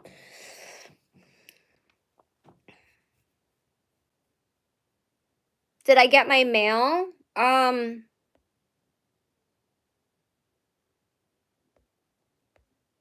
Did I get the mail? Did I get my P.O. Box mail, Callie? Is that what you mean? I checked it, I think like a week or a week and a half ago. And I got a handmade scarf from somebody, which is amazing. I'm going to be making thank you cards, by the way. And then somebody sent me a tip for a reading that they got. And then I got a t-shirt, and I got a letter. Yes, I got the scarf. I got it right over here. It's the green scarf. Yes, I do have it. I love it. I actually think I'm going to do a photo shoot with it because I think it would look really cute with this top that my friend just made me. She's sending it to me. And I bought a pair of shorts from her, and she made this cute top. And I think it's actually gonna like look really cute for photos. I mean, I'll wear it in the summer. I mean, in the winter too. But I think, and it's my favorite color. That's literally my favorite color is green. The next live I do, I'll have to grab it. I would grab it right now, but it's literally on my hoodie thingy, and I don't want to step on her because she's sleeping. Hi, Trisha Payfish. Yeah, don't feel bad that you watched her, honey. Like, I understand, but yes. Is it maple trees? I think you're right. It is maple trees. You'd think I know, living in the maple syrup state. But I'm probably going to end this live, guys. I appreciate you guys hanging out here. If you haven't already, please give this a thumbs up. Again, I will put this on private directly after this. And then once it finishes processing, I will upload it to my channel. And the latest Tuesday, I will have my response to Emily's video about Creepshow Art. And then tomorrow night, possibly tomorrow, if I can get my editing finished while Kyle goes to sleep, on my Gabby Hanna video about Jesse, the phone calls that Jesse leaked. I know I'm super late on it, guys. I'm sorry. I've been trying. But if you guys are interested in that, that should be up tomorrow at some point. And then I have actually 3 other videos that I've already filmed. I just need to upload them. 2 of them, nobody's talking about this stuff, and it's stuff I wanted to talk about. So I hope you guys are into it. And the series about Miss Ashy Cat is, the first video is due to go up this Friday. Hopefully everything goes as planned. I'm hoping and praying. Thursday, I actually only have to work 4 hours. So that we're closing for half the day because of a family graduation thing of my boss's family. So I'll have a whole 7 hours that I normally would be working for editing. So I'm super excited about that. So hopefully everything goes well with that. So lots of content coming. Thanks for bearing with me during my creative rut that I was having, and like all of my mom stuff and surgery, nerve stuff. I appreciate it so much. And thank you guys for joining me on live streams. While I wasn't making content, I appreciate it. Thank you for being here tonight as well. I appreciate you guys so much giving me your input. And just remember, if you are a fan of Creepshow Art or were a fan of Creepshow Art, do not feel bad for being a fan or for being a fan previously, right? So many people are blindsided by this, and I keep getting a lot of comments on my part 1 of Creepshow Art that I made months ago how does it feel to have known about this behavior way before and calling it out way before anyone else? It doesn't make me feel special or anything like that. I think a lot of people were scared, and so many people were blinded because she did come off as a genuine person and a genuine friend. So it doesn't make me feel special or anything like that because I called her out before everybody else did. And I actually wasn't the first one. Toby was the first one. So, and I think other smaller creators had actually said things as well. And the other crazy thing, which I did point out in my part 1, which I should actually talk about in my deep dive because I should talk about this a little bit more. Shannon, when I was doing my research for part 1, she would comment on videos from people that had 3 subscribers about her. Good or bad, okay? She would comment on them all. So she was watching content. Hopefully, she did not delete those because they're still out there, and I know what small creators they are because I screenshotted their and wrote down their stuff in my notes. So she was literally finding any creator that talked about her, good or bad, and would write paragraphs in their comment section. Okay, so to me, that also shows that same behavior. Like, I would never think to go to some, like, maybe 1, 2, but I mean dozens. Okay, again, I'm really hoping she didn't delete it all because I talked about it again very briefly in part 1, but now I wish I had spent more time on it. I had intended to, that's why I wrote down all the channels and stuff, but you see what I mean, Jelly Bean? Her job is fake. No way she has a real job. I thought she was doing YouTube full-time now.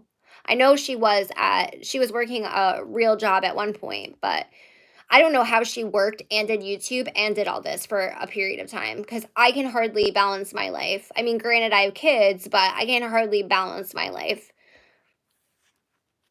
I couldn't imagine doing all that. Oh, thank you, Sauce Boss. I appreciate you guys. Yeah, same. WM. It does for me too. So much time. I feel like there's like 5 of her, right? She kept saying it wasn't her main income and she acted like she didn't need YouTube. Yeah, I don't believe that. I don't believe that. I believe it was her main income. I think that's a total lie. Yeah, there's a lot. But all right, guys, thank you so much for being here with me and for joining this live for me, for giving me insight on things. And I will definitely be going live at some point this week, probably Tuesday or Wednesday night, maybe even Thursday night, but we'll figure it out. Thank you, Callie, for being here and moderating as always. And I'll do a community tab post when I plan on going live again, and we can figure out what you guys want to discuss and talk about and do all that. Again, thank you guys. Thank you for being here. If you are just joining, this will re-upload depending, y'all know my internet's dial-up size or speed. So hopefully this live will be up by tomorrow. Fingers crossed. But have a good night, guys. Bye, Jelly Bean.